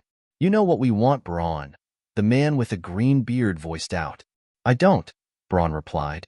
Stop playing stupid and give us our cut of your last month's sales, the man with dark eyes and purple-colored face voiced out. You have no cut. Get out, Braun shouted as he turned around. But then the lady in the middle stretched out her hand and grabbed him by the collar. Slurp. She licked her lips seductively and stared at Braun. You would deprive us of our share. You know I can also deprive your wife of you, Mr. Braun. She winked after saying this. Let me go, you witch. Braun grabbed hold of her hand, yanked it away from his collar forcefully. Oh, so feisty. I like that, Mr. Braun. But there's more than one of us, the lady said to his hearing. While I have my way with you. The rest of them will trash the place if you don't give us our cut right now, the lady added. Braun stared at them with a look of pity. You have no idea who you're messing with, he stated. We don't care. Whoever he is, we will deal with him if he messes with us, the green-bearded man voiced out. Are you sure about that? The voice of a young man could be heard behind them. Huh. The 3 turned around to stare at the person with a surprised look. It was a barely 6-foot-tall kid with blonde hair and suave looks. They had noticed him before, but ignored his presence because they didn't think much of him. They didn't know when Gustav crept up behind them. Who are you? The green-bearded man voiced out. However, before Gustav could answer, the eyes of the lady widened as she stared at Gustav. I know you. The number 1 MBO entrance test participant, she said with a look of excitement. You are Gustav, she voiced out. Huh, Gustav? Both men stated with a look of disbelief while staring at her before turning back to stare at Gustav. Oh, wait, now that you mentioned it, this kid truly does look like him. Oh, my goodness, he's truly the one. Both men, too, were unable to believe their eyes as they finally recognized Gustav. He looked a bit different from when they saw him on TV, and their minds also subconsciously discarded any thoughts of him being the one at first due to their current location. No one would expect to see the number 1 participant in a place like this. What are you doing here? The 3 of them voiced out with looks of disbelief. He's my boss. Before Gustav could answer, Braun voiced out. Huh. Wait, come again? the red-haired lady voiced out as she turned around to stare at Braun. You heard him right. I own this place, and Braun is my employee, Gustav stated while folding both his arms and staring at the expressions of the three. They all had looks of disbelief and wariness as they looked around. The red-haired lady, who was obviously their leader, wanted to say something but couldn't find the words even after several seconds had passed. We cannot afford to offend him, she said internally as she stared at Gustav's face, trying to read his expression. Ahem. The red-haired lady coughed repeatedly. Mr. Gustav, haha, we are sorry to have bothered you. We will now take our leave, she said while giving her other two subordinates signals with her eyes. They instantly moved towards the side and started heading to the doors with looks of fear. Hold on, Gustav suddenly voiced out from behind. I haven't asked you to leave, have I? The three instantly paused in their tracks upon hearing that and turned around slowly with wary looks. You're tuning in to the Warrior Lore YouTube channel. Don't forget to subscribe and join us on this journey to catch the most captivating stories.